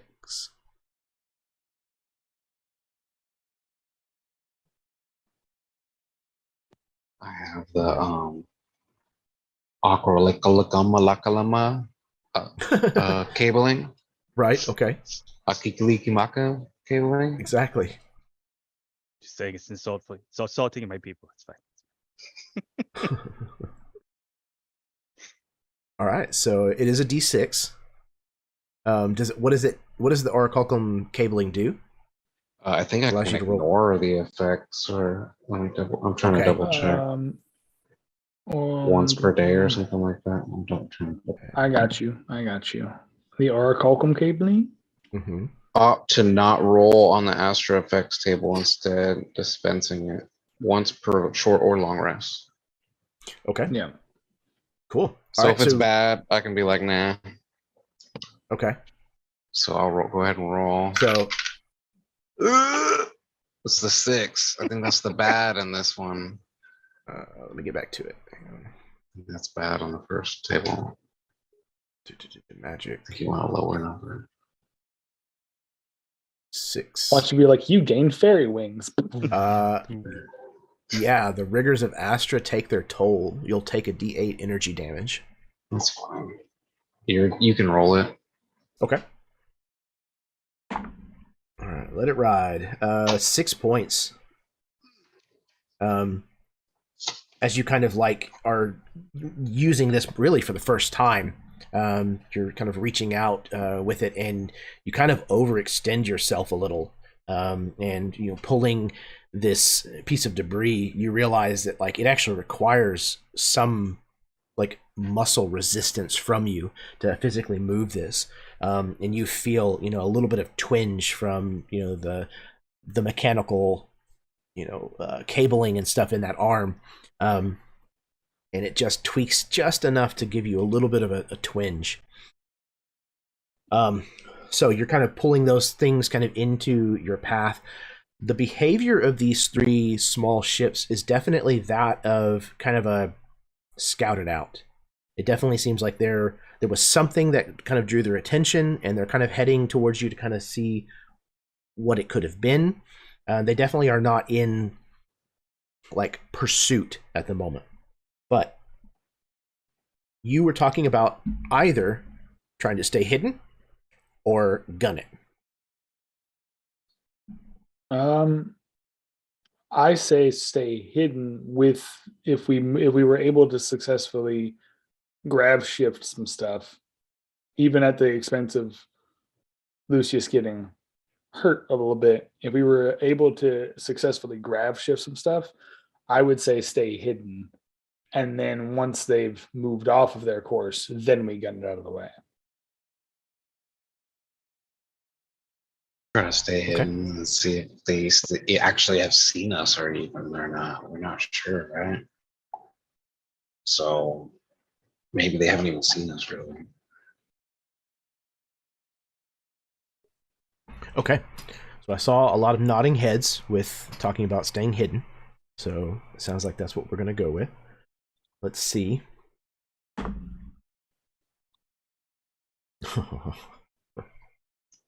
Okay. Okay. So,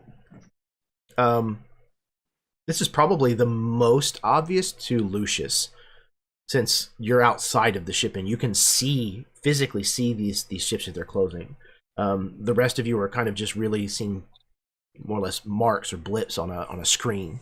And what you see is that they're kind of still coasting after your direction.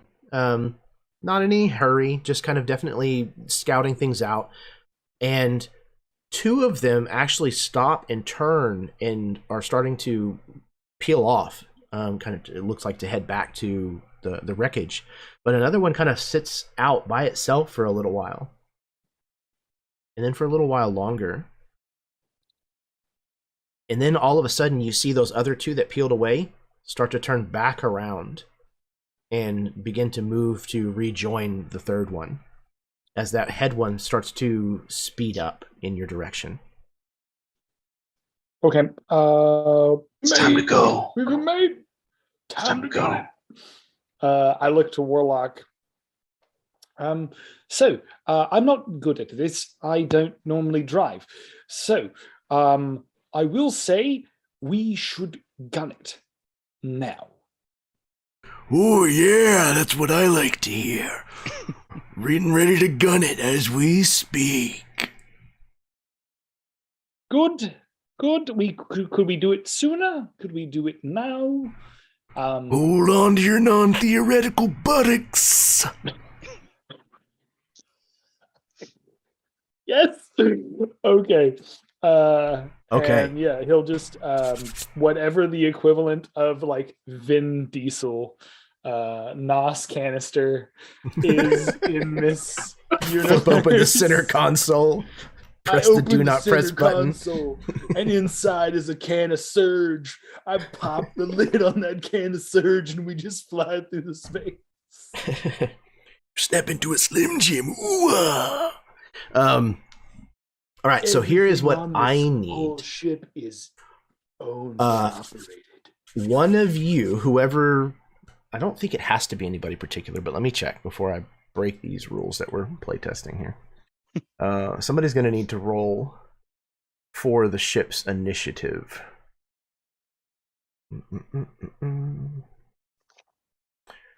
It is going to be a maneuverability check. Okay. It's like the pilot. So I will I say think it is the pilot. that mechanically, I probably have a good chance. I have a +6 to my initiative. So, yeah, you technically use the ship's stats for this. Oh, okay. Well, poop. But I think Chad is right. I think it is the pilot that's supposed to make the roll. They have a list of like actions. Who does them? Yeah. But initiative is broken out here. Pilot should work then, I guess. Yeah, I think that's fine. Okay, so Chad, when you roll your d20, you're going to add. Your ship has a base, a proficiency of 3, and then 2 for maneuverability. So a +5 to whatever you roll. So it's close to your. Okay, it's close. So Your here we thing. go. Ooh, okay, that's actually good. I rolled a 15 on the die, so that'll be a dirty Excellent. 20. Yeah. Okay. Dirty 20. Yeah, so you definitely have beaten their initiative. So what that's going to mean is your entire ship will get the chance to go first, and then all of them will go. Okay? And Yep. when your ship goes, we go in the turn order that we talked about before. So support goes first, Okay. pilot goes next, Okay. gunner goes after that, and then last comes the wand. Okay. So basically, each one of you just needs to declare which of those roles that you're taking as of right now, as we're kind of sliding into the combat mechanics. I'll stay at pilot. Okay. Because I've still got that advantage up for an Mhm. hour. So I'll stay there. I'll do support. Excellent. Okay. Yeah, I can do gunning. I'm already She's out in here. the wand. Yep, makes sense. Okay. As I I'm said, at already any point, floating, man. We're ready to go. like I said, at any point, if you want to move from one role to to a different one, it just takes your move action. So not a big deal, with the exception of wand that will take an action to come in or out of. Okay. So each of the roles that you have, there's a variety of different actions that you can take. I don't know if everybody has the PDF open. If you don't, it's not a huge deal. But at the bottom of page 58, there's a little table in the bottom left-hand corner that shows you the role and the different actions that you can take in each of those roles. So I'll just do a brief overview. And again, if you don't have the PDF up, not a big deal. We can definitely sort through it whenever we come to you. But just as an overview, any role can aid or ready. Wait for circumstances to act would be ready. Aid would be to assist someone else with their action. And then you have support, which can repair, scan, surge scan, or urgent repair. Repair is to mitigate damage, scan is to use the sensors, surge scan is a powerful, more accurate scan, and urgent repair is to repair situations for repair dire situations. The gunner can either do heavy fire or volley. Heavy fire is increase the accuracy and the damage. Volley is to attack using the ship's ordnance. And then you have pilot. Pilot can burn, evade, lurk, overthrust, or ram. Burn is to move further in the turn. Evade is to avoid attacks. Lurk is to attempt to hide or conceal. Overthrust is to gain an extra move action, and ram is to strike a void ship with your own. Cool.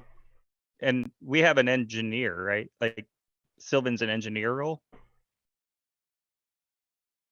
Support. Yeah, I think mean, it's but just called support. Right, but I'm looking at the drift carving with The the drift aid of a carving. skilled engineer. Oh, yeah. A voice shop can be drift carved to modify its capabilities. Oh, yeah, he would definitely be a skilled engineer, I think. He would qualify for that. But adding a drift carving, I think, takes some time. Maybe. Act of altering the configurations. Oh yeah, it does. The DC is for minutes, short rest, long rest. Okay. Yeah. Yeah. So you could have applied one of these before you left the spaceport if you want to look through the list and decide one of them that you kind of want to slap on there. I'm cool with that. Just say that it has been, in place and active this whole time. Okay. Okay. Yeah, just look it over. See if you like anything, and we'll hash it out. Okay. So, first up is your ship, and support is first on that. So, do you have anything that you want to do for the time being, Sylvan, or do you want to try to hold? Hold. Hold. Okay. Yep. Let's see. Support, repair, scan, surge scan, urgent repair. Okay. Yeah. So you can ready. Or aid. Wait for a circumstance to act, or you could aid. Yeah.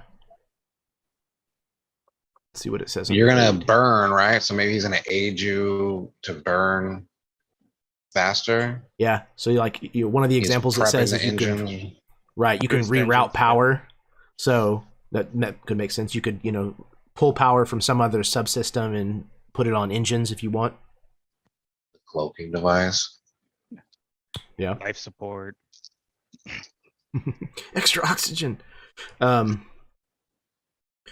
So let's see. The Ajax is you guys gonna go first. You don't need my oxygen right now. I mean, I have that. True. Well, I don't think you or Savings. Ulysses breathe, right? Originally in the playtest material, I don't think they did. They were more like Warforged. Constructs. Yeah. Yeah, but it doesn't specify. Okay, let's see. Okay. Cool. All right. So Sylvan is. You're gonna hold. You said so. Ready? Or did you want to aid? I'll aid. Aid. Okay. That's All right, essentially what I so- was planning. Right. Okay. So it sounds like maybe lending that aid to Ulysses at the sticks. Yeah. Okay. Pilot is next. So what you got, Chad? In this moment, I am going to hit the burn, man. I'm going to try to burn. And we're going to peel off, because if they're coming at us, like, I could try and hide, but we've been hiding, and then they're on our 6 now. Okay. So it sounds like maybe overthrust. Well, no, I was going to use burn. Well, Burn. if we chose the grab thrusters, you Mhm. get once per round a pilot can take one additional action to take the burn or evade actions. So can you Oh. burn or something, or As your drift mark or whatever. What is it called? yeah, drift carving? Drift carve. Yeah. Astra burner. Nope. Grab Grab thrusters. thrusters. Take one additional action to take the burn or evade action. So yeah, you could do burn and burn if you wanted. If that is what you want to choose as your drift carving. I mean, I think that would be totally feasible. I'm trying to get as far away from this as possible, but I think rather than doing 2 burns, what I'd like to do is do like a burn and evade, so that way if they do get in close range, I maneuver out of the way and can keep us going, right? So like use a burn to get distance, and then use an evade if they to help avoid attacks that would be coming in. Okay. So then it sounds like drift carving graph thrusters is kind of the way That's that pretty everybody's solid, yeah. leaning. Okay. Sounds pretty All right, so we're gonna lock that in. So graph thrusters is the current drift carving that you have on the ship. So you're looking to burn and evade, right? Yeah, burn and then evade. Okay. Yep. Okay, so burn first. Let's see. When you take the burn action, you're going to gain extra movement for the current turn. The increase equals your void's ship's speed after applying any modifiers. Okay. The Ajax's speed is 25. Okay. It's a little bit faster than a normal hauler is. Okay. So, that's going to mean that you're going to move 50 sprawls. And any increase or decrease changes the additional movement by the same amount. You can burn action attack rolls. Okay, when you use the burn action, any attack rolls made by gunners aboard your void ship are made with disadvantage until the start of your next turn. Okay, so you're basically you're going so damn fast that the targeting computers and stuff are having a little bit of lag. But then I'm hoping the evade will give them disadvantage as well, so both of us will be potentially. Yeah. Okay, so evade is you focus entirely on maneuvering your void ship to avoid attacks. Until the start of your next turn, any attack rolled against your void ship has disadvantage, and you make maneuverability checks with advantage. However, any attack rolls made by gunners aboard your void ship are made with so the disadvantage stacks, which washes, or doesn't wash, but it doesn't get any worse. It doesn't get worse, yeah. Right. That's just they're okay. Yeah. Cool. Is it just that you just take these, or do you need to roll to see if you succeed? I mean, surely you would have to roll to see mobility checks. Looks like. Oh, I'm thinking you do. We're good. I'm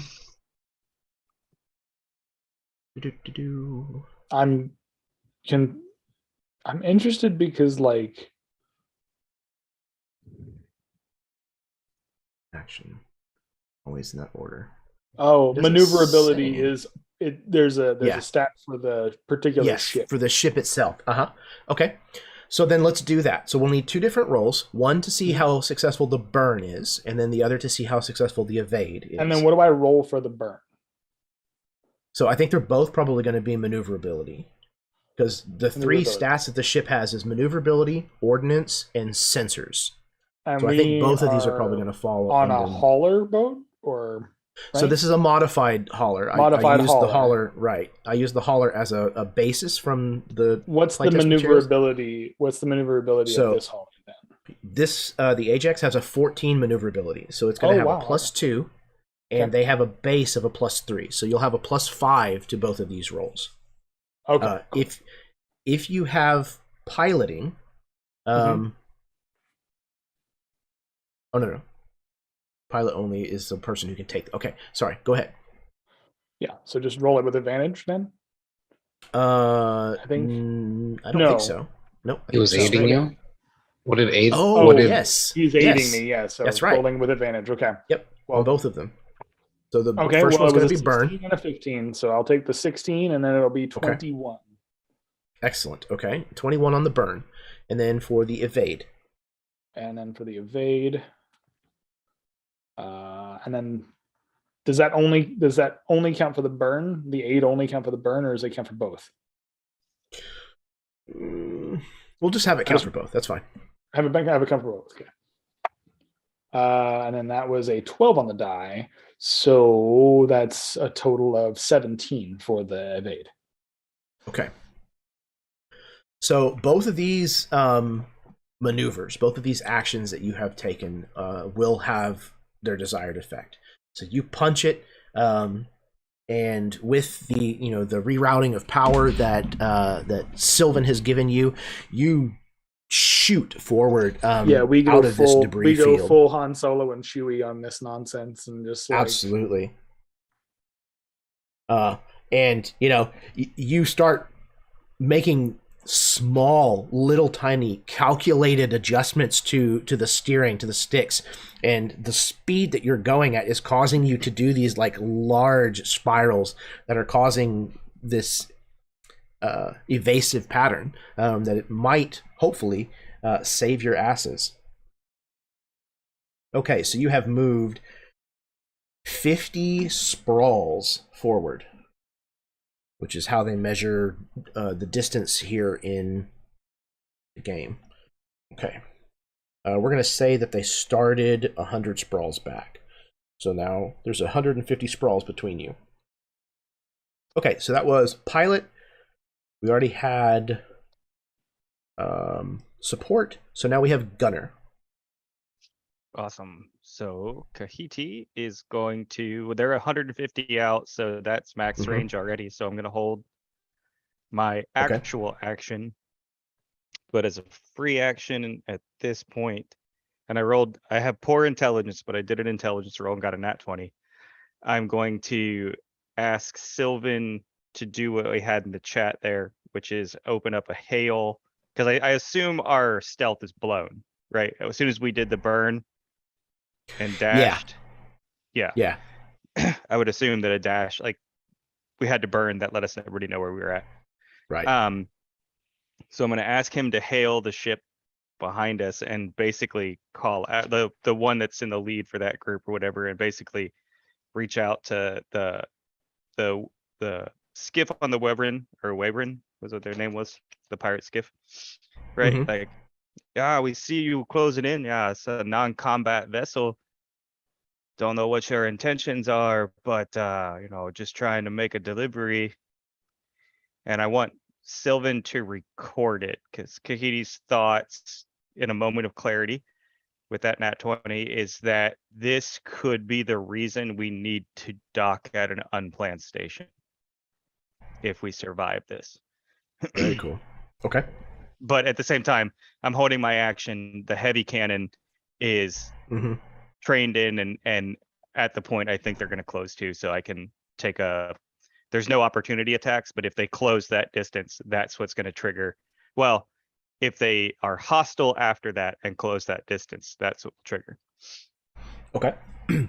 So you're going to kind of hold your action with the pulsar cannon since they're at max range. We have two, right? So you have a pulsar cannon, the wand system, and cloaking device as your. Okay, we got rid of the heavy repeater cannon for the wand system. Totally makes sense. Yeah, so with the pulsar cannon then. Okay, excellent. So they are at 150, so you could technically shoot them, but you'd be at disadvantage. So you want to wait until they cross the 50. I'm waiting for them to take an aggressive action. Okay, perfect. So that while we're recording this with our systems, it gives us them being hostile and us responding, or in whatever judgment Kahiti would have is like, this means like, you're not going to wait for them to shoot necessarily, right? Spacers have to live to tell the tale, but like, I've sent the hail, I've given them the heads up. If they close distance, that's aggressive, and then we're gonna fucking lay into them. Light them up. All right. Roger that. Okay, so that means that we move on to the wand. Would I need to ready a reaction spell? Yeah, if you want to hold the same. Okay. Yeah. You gonna hold? Yeah.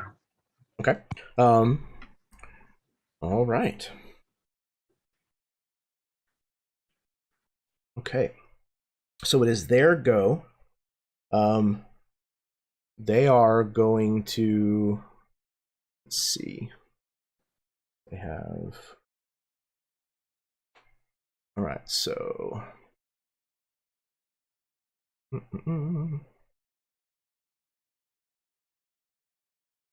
okay. The support is going to aid. Oh, is that right? Oh, it listed in a different order on the table. That's why it was confusing me. Okay, support, pilot, and then gunner is what the order goes in. All right, so support is going to aid. Pilot is going to, I think they're going to burn as well. They are a little bit quicker than you because they are meant to be a little bit faster. So they're going to burn for 60, which puts them 90 away. If anybody wanted to trigger readied actions, you could do so at this time. No? Still hold? Yeah, Just they're holding. 90 away, but no return hail, nothing else, right? Not as of yet, no. I think the only thing you would do is if there's a way to turn a lock on or a target lock, so that they know they're targeted. That would be the other thing. Yeah, I don't know. I guess it would be... I don't know what that would be. I guess it would be They may not have it, and that's fine. If It somebody might did just like be an aid action, Yeah. maybe, for the gunner, that would probably be what that would be. I think we're out of action economy though, right? Because Yeah, we had yeah, yeah. everybody aid through. Yep. Mhm. No worries. I can just be, yeah, I'm waiting for them to close to the 50. Right. If they close to 50, then it's on. Okay. So they have jumped to that point. 90 out. So then the gunners. Oh, wait a second. There's heavy fire. What is that? You make an attack against a single with advantage. Deals an extra. Oh, okay. And then volley is. Volley's your standard shot. It doesn't burn it. It doesn't add an Astra in, but it's your standard one.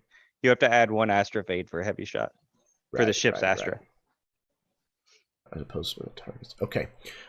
So yeah, this time, because they are out of short range with you, because their heavy repeater cannon that they have is a range of 40 for close. So they're not going to do a volley or a heavy fire. They're just going to do a normal volley. But that is 3 shots that are going to be incoming. All of them are going to be at disadvantage.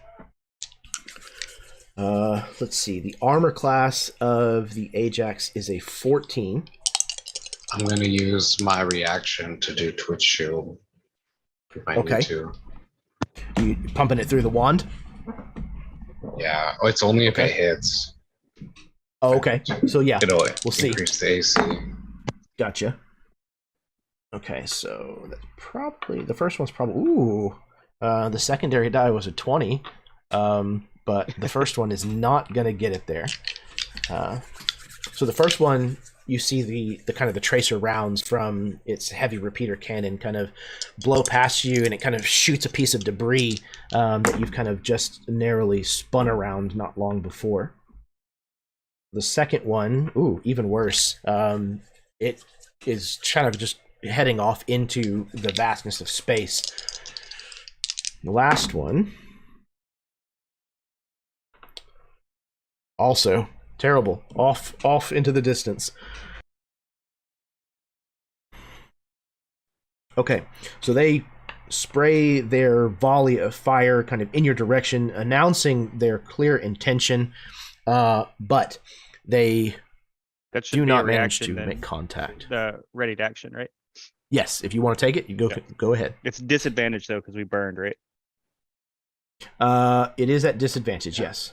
Plus Also 4 because to of the hit, I range. think. Yeah, your pulsar cannon. Yeah, your only a pulsar cannon 10. is a +4. Okay. Only 10. yeah, only a 10. Yeah, Yep. 10 will not do it. All right, so you fire back with your pulsar cannon, and one of them happens to kind of pitch up to the side and list, and it flies right through where it was moments before, but it narrowly misses. Okay. Lucius, you also had a held action. Did you want to? Did you I want was to go? holding it to or- use my reaction if my AC, if I need to increase my AC. Gotcha. Okay. All right, then. So that is all of them. We are now back to the Ajax. So starting at the top, we have support first. What you want to do, Silva?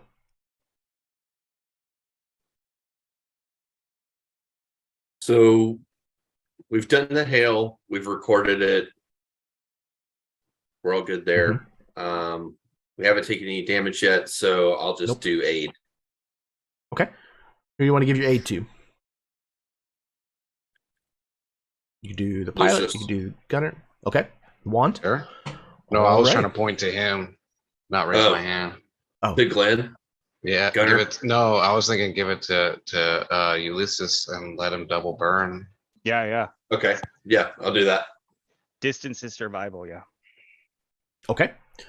All right. Then that will bring us straight to pilot once again. So, what you got, Ulysses? You got aid from Sylvan. What you want to do? Chadley. I'm just reading over. I'm just reading over stuff. Oh, gotcha. Okay. I'm just trying to see if it'd be worth it to do an overthrust or 2 burns. What does the overthrust do? Different Overthrust than burn. increase your void ship's astrofade by 1. Your void ship gains an extra move action, with which it can move up to its speed. You can do both, right? Because you get a free burn, so you could overthrust and burn. Mm-hmm. Which would give What- me 3 moves, right? Why Essentially. would you overthrust if you can simply burn? Well, no, because you get an extra move action, right? So, like, if I burn, He could take a burn for the move action, I can take Right. a burn for the move Oh, action, I and then he see. gets an Okay. additional move and then I do action an by increasing. overthrust.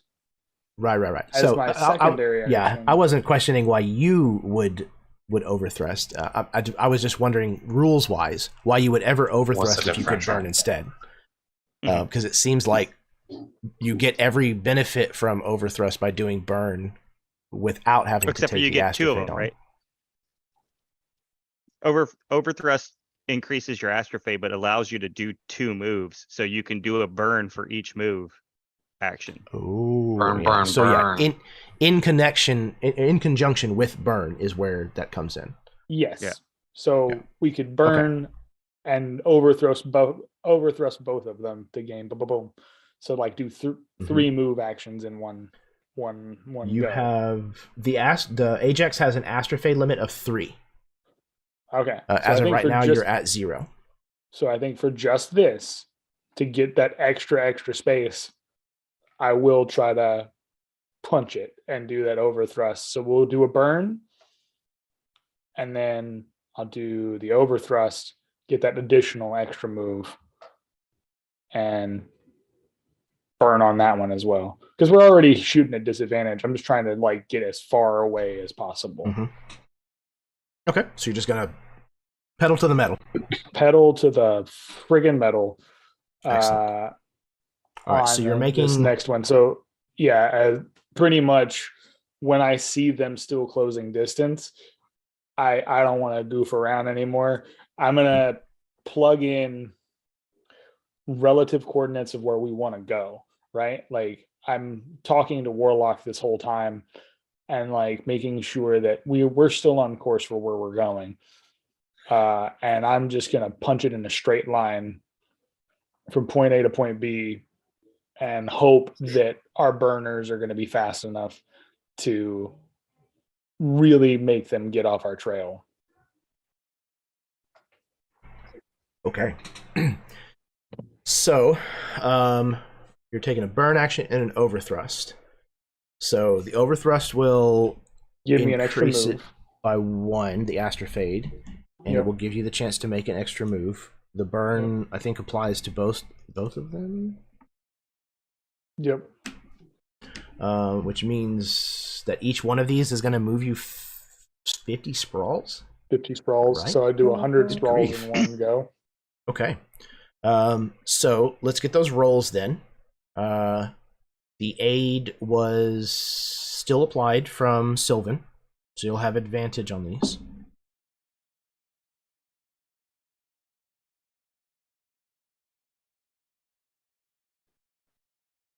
Okay. So I got a nat 20 on one and then an 18 on the other one. Okay. 18 with the +5? That's what the total was? No, 18 on the die and a nat Oh 20 wow. on the die. Okay, So, so yeah. a nat 20 and then a 23. All right. So yeah, Better than I thought. you open up every feasible amount of fuel. That meditation really helped, guys. It opened my mind up. Warlock has Showed you taught the me so way. much. I He's a am great now. teacher, man. I told I'm you. now officially a pilot. I no longer need my body. I am just a brain. Eventually, I too will become. What is it called, Jeremy? What are Spectre. they? Spectre? I will become a specter. Literally just a disembodied voice in somebody's head. Somehow Ulysses is slowly gaining the sentience of Warlock. It's I kind of like hope he also gets the voice though, so by the time we're on the space station, it's all Ulysses meets his kids again. It's like, hey kids, it's good to see you again. Oh yeah, I've made it and survived. Your dad's a changed man. Somehow I grew a handlebar mustache from this whole thing. My strength's 19. perfection. Okay, so Ulysses, you open the floodgates. You just you dump every bit of fuel that you can into the engines, and you shoot forward 100 fucking sprawls. Good Sylvan's just grief. watching gauges like go over. Right. Overheating. Ping, ping, ping, ping. Probably not important. Whatever that was. The haulers just Yanking cables. vibrating. Right? There's cables like that are blowing loose, like, and he's having to like grab a hold of it and plug it back in. She can't take much more, Captain.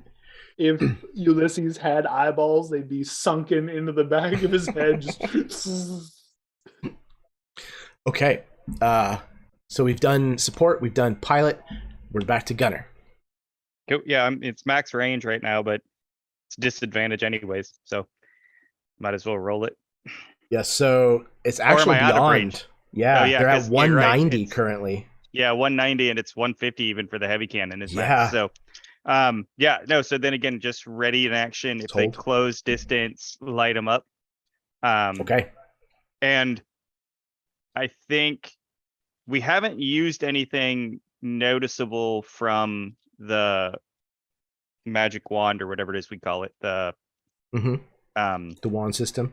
wand system. So I think I'm gonna cut the recording. So now I have something to send the logs or have Sylvan send the logs if we need it. But now that no one knows that thing exists, because that's gonna make us not a standard ship. And then so I asked Sylvan, I guess, to in his I'm totally ignoring the fact that I'm sure he's down there doing all kinds of crazy shit and be like, Sylvan, can you like turn that off? And like, if you could edit that to make sure I sound cool with it, that'd be awesome too. Maybe get that set and then just get ready to shoot. All right. Son of a bitch. Needy. So then that brings us back to the wand. You were saying there's like 5 uses basically. Well, So do you his- can it's just Astra, right? boost it 5 times. Okay, boost it. So I have not boosted it Every before. time you boost, that it basically just increases which roll table you have to roll on. Okay. So we already took off. We're really far away from them at this point, right? Yeah, 190 sprawls. I think that's too far for me to try to hit them with anything that I got. So Could be. I'm gonna ready hold. Okay. Ready as well. Okay. That is going to finish things off for the Ajax. All right. These skiffs, just in case I throw it out there, I'm just going to go ahead and let you know what they're called. They're called Harpies. They are going to try to catch up if they can, because obviously, if you're running this hard, you must have something good. You must have something worth taking. So they are going to aid with their support role. Their pilot is going to... They don't have the drift carvings, so that's not going to help them with an extra action. So they are going to burn again, I think.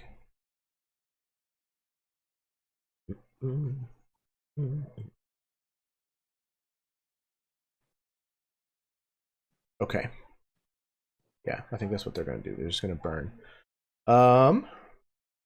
Which moves them twice their speed, which is 60. Okay, that puts them at 130 out.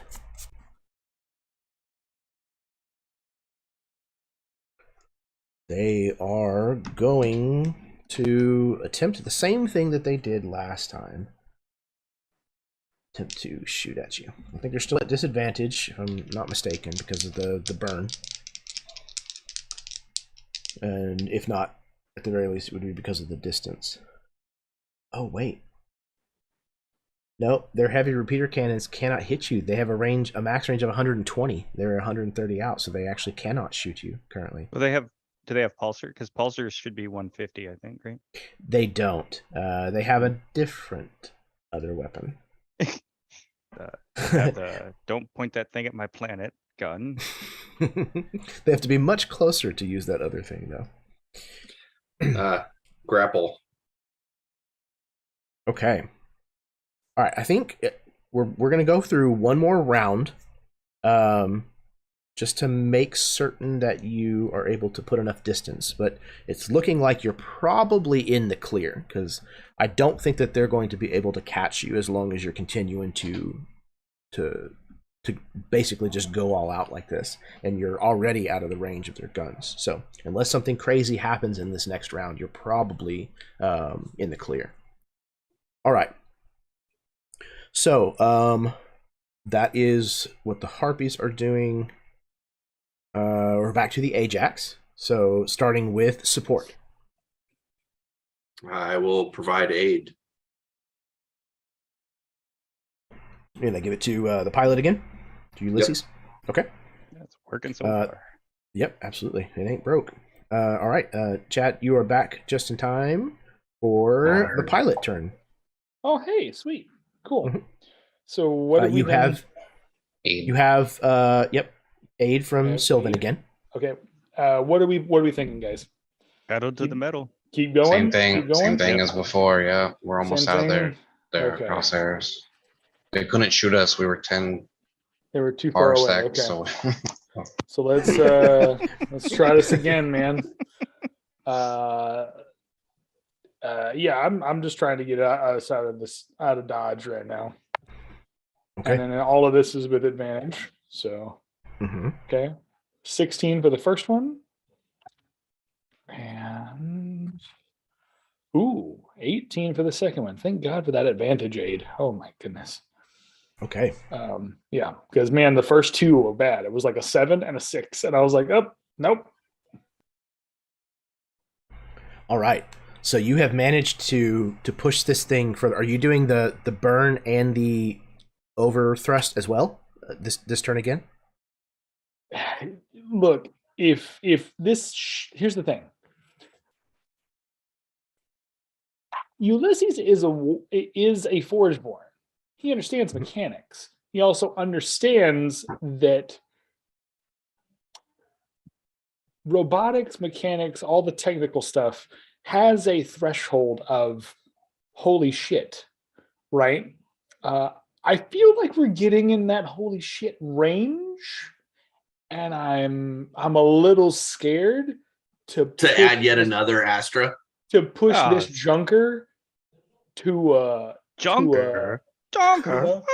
I mean, you know what I mean? Like, we got a good ship, but I don't know how well. Like, I don't know how. it's gonna be junk if you push it too hard. Yeah, it's gonna be. Shrapnel, We're gonna be dead if they get. If we don't push it right now, we're gonna be junk I'm gonna too. do it. I'm gonna do it for this here.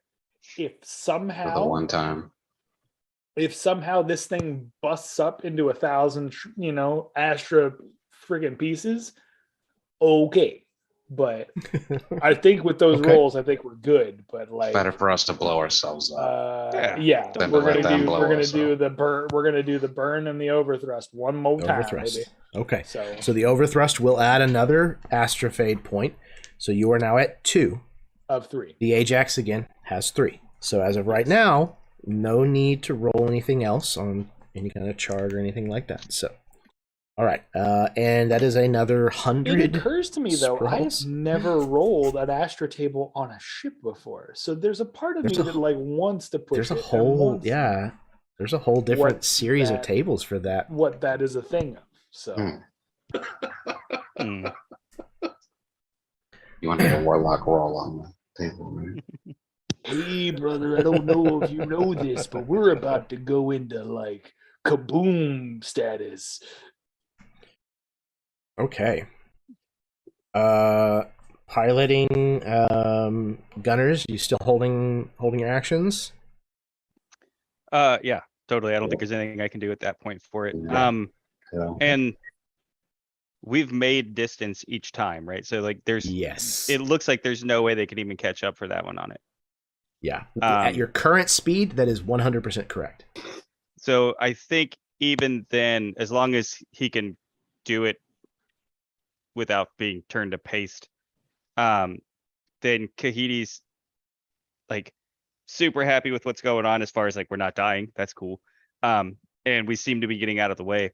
And in a rare form of intellect from him with that nat 20 earlier, his whole plan might work, but I kind of thought we were going to get hit. And I don't want to ask Ulysses to like take to get hit because that just feels like maybe not the right idea. And so instead, in his genius mind, he's like, oh, and then when we get out of this, I can test out the Dragoon armor and shoot my own ship.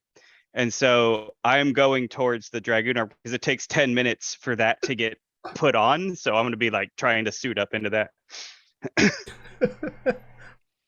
Excellent. Okay.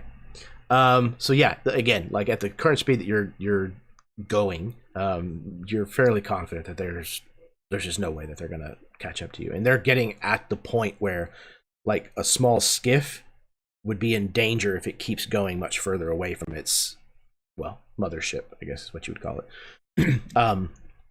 So they're definitely probably going to have to make a tough decision as to try to press and follow or to turn back. They're kind of reaching that threshold.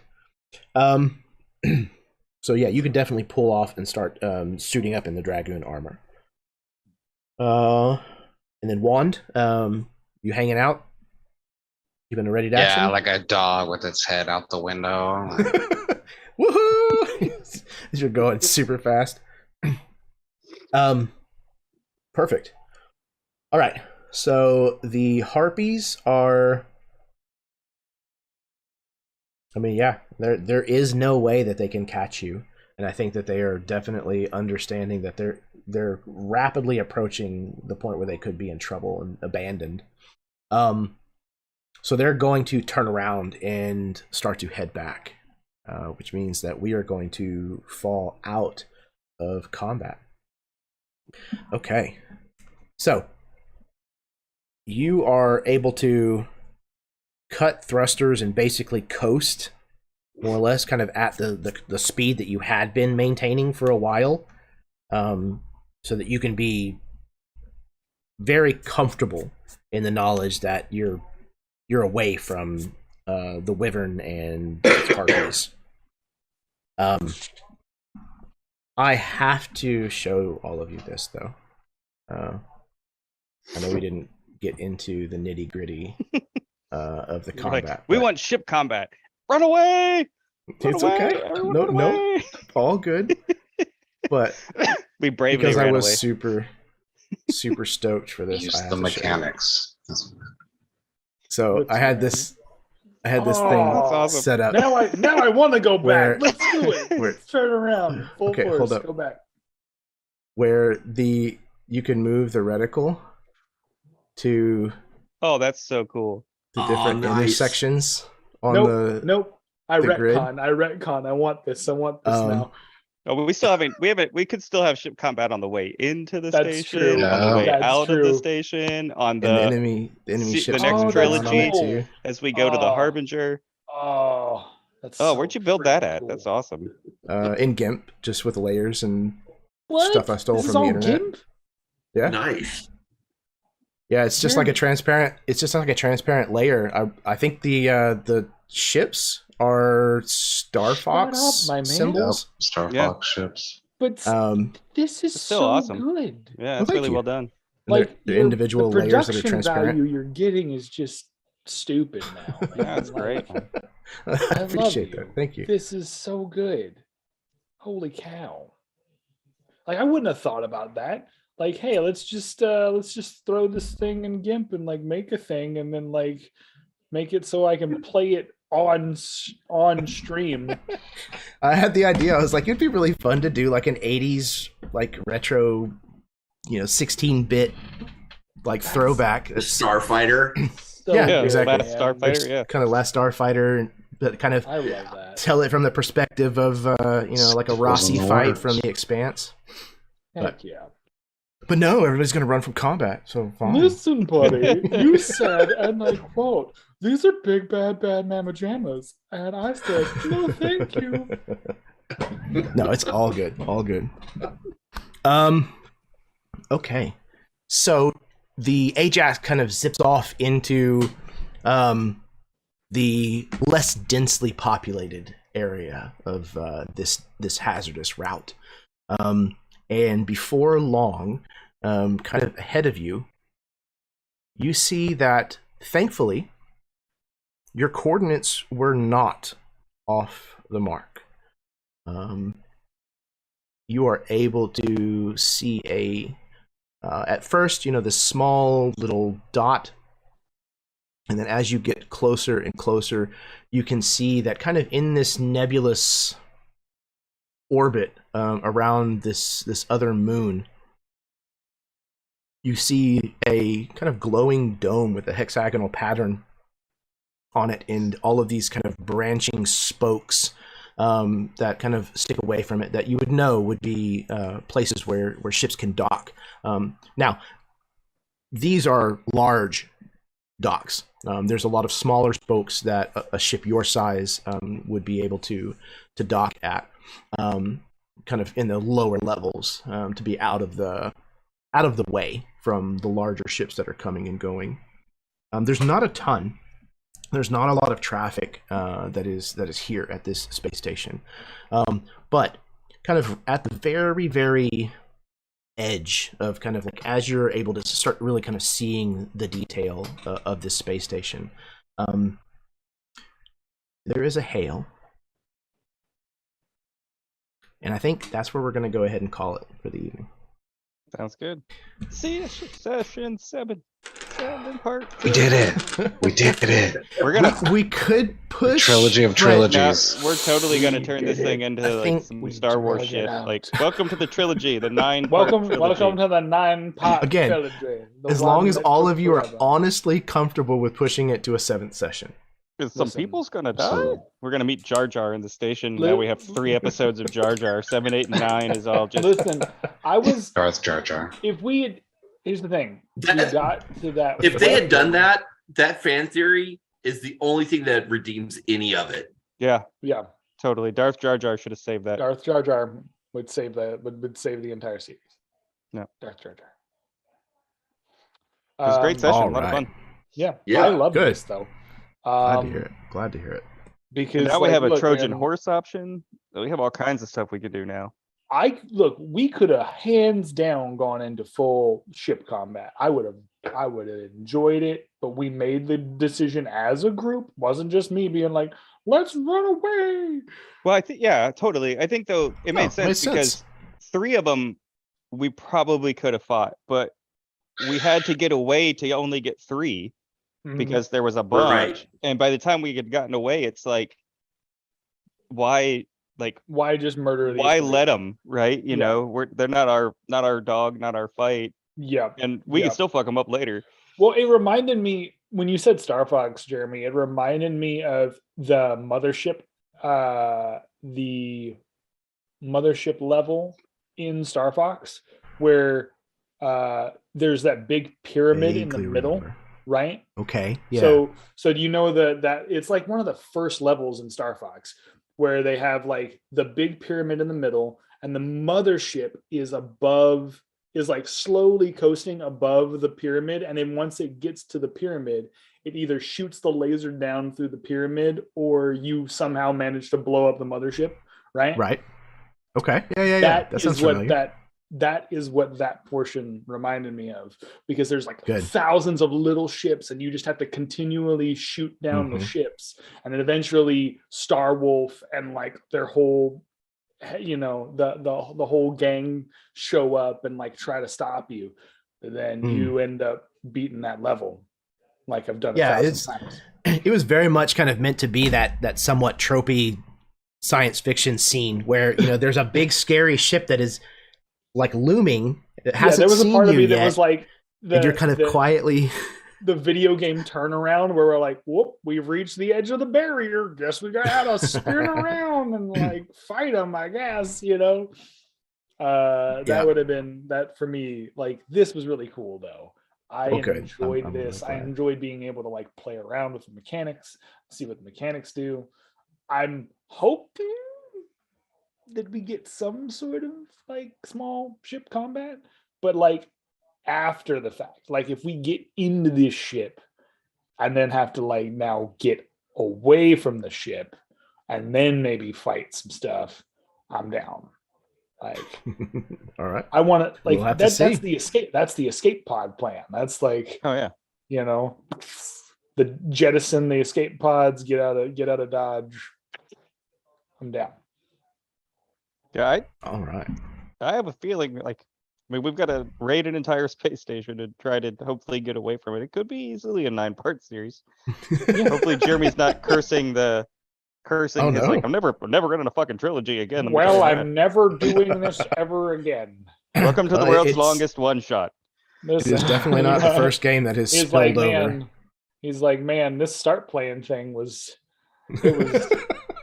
Never stop playing. It's called never stop. Playing. That was good. That got me. Oh my god! Like I said, as long as y'all are happy in continuing and you're okay with I that, have grown to love good. these gentlemen, and I have grown to love these characters. And I'll be honest, I think there is a part of us that just likes to fuck around and not finish, just so we can keep doing it. It's just like, well, we use the mechanics to the best of our ability, and now we have another session to come. Oh god, oh no! Again, man, the group that I was running the game for last night, Beneath the Banner Shadow, we have been playing for 4 years. Yeah, I know. And they have the first bullet point on their quest completed, and that's it. I mean, obviously they've done a lot of other things in the campaign, but as far as like the simplified, actual, you got to do these things for the campaign. Guys, there's one 5 bullet point in There's 4 5. years. There's 5. You've reached number 1. At this point, you're like, constant side quests. You find the Really MacGuffin has by been. Main accident. quest? Nope. It's like, guys, how many years you want to play this? We're on 4 now.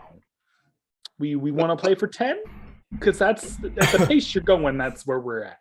And not to be an asshole, but you're level 18, and We're running out of track here.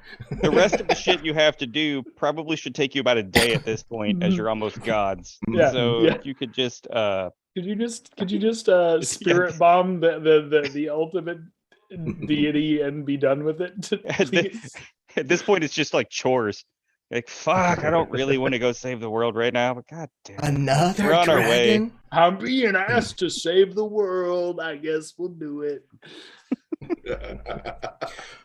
Yeah. Party's children finish the quest. I'm here for it. Party's children. They're like, we've done so many things. We have to now recycle into new characters. In order to get the inheritance, Dad says we have to finish this fucking game. It's the Bane situation where it's like, well, I've served 50 years of jail time, but my son now has to do that. It's like, well, guess I gotta go fight that dragon because Dad didn't kill it. Oh well. Welcome to the campaign in North Korea. Your entire family will now service this campaign for the next 3 generations.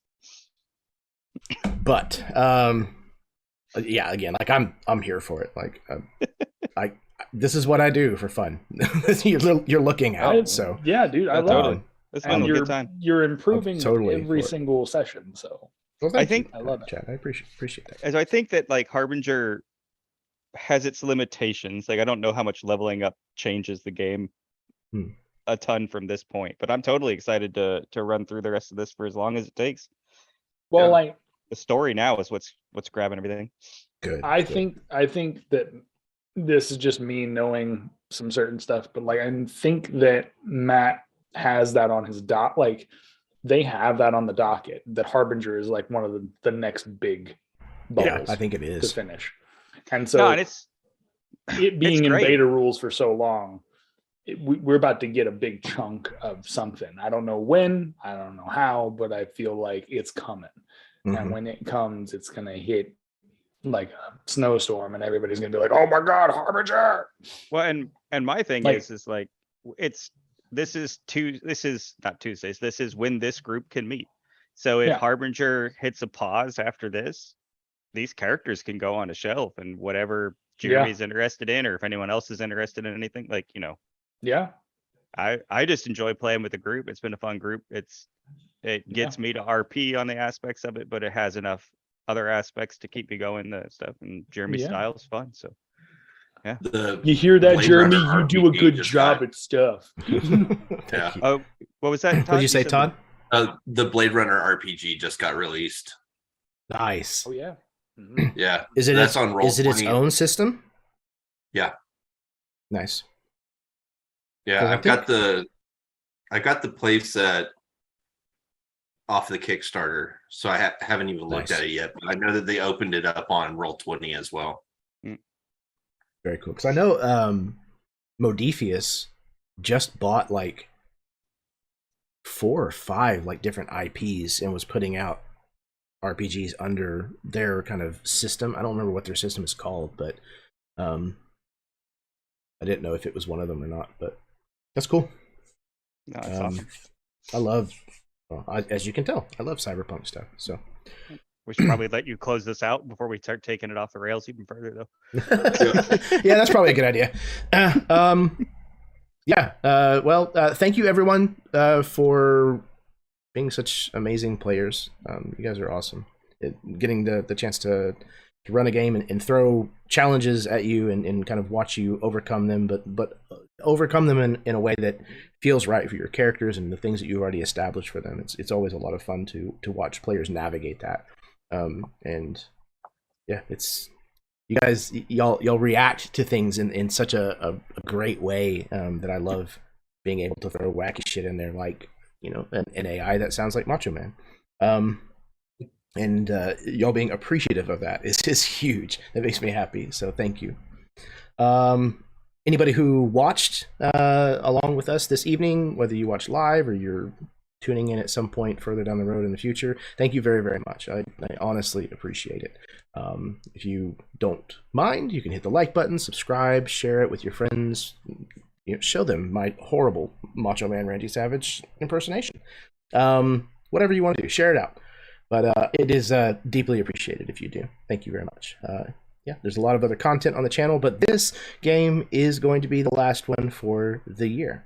So happy holidays to all of you out there, whatever holiday it is that you may observe, or if you are not observing, then I hope that you have a fantastic rest of 2022. Hopefully it's a lot smoother than the rest of it has been for a lot of people. And remember that kindness is a free action. It doesn't cost you anything at all. And the world needs so much more of it at this time. So please, especially around the holidays, be kind.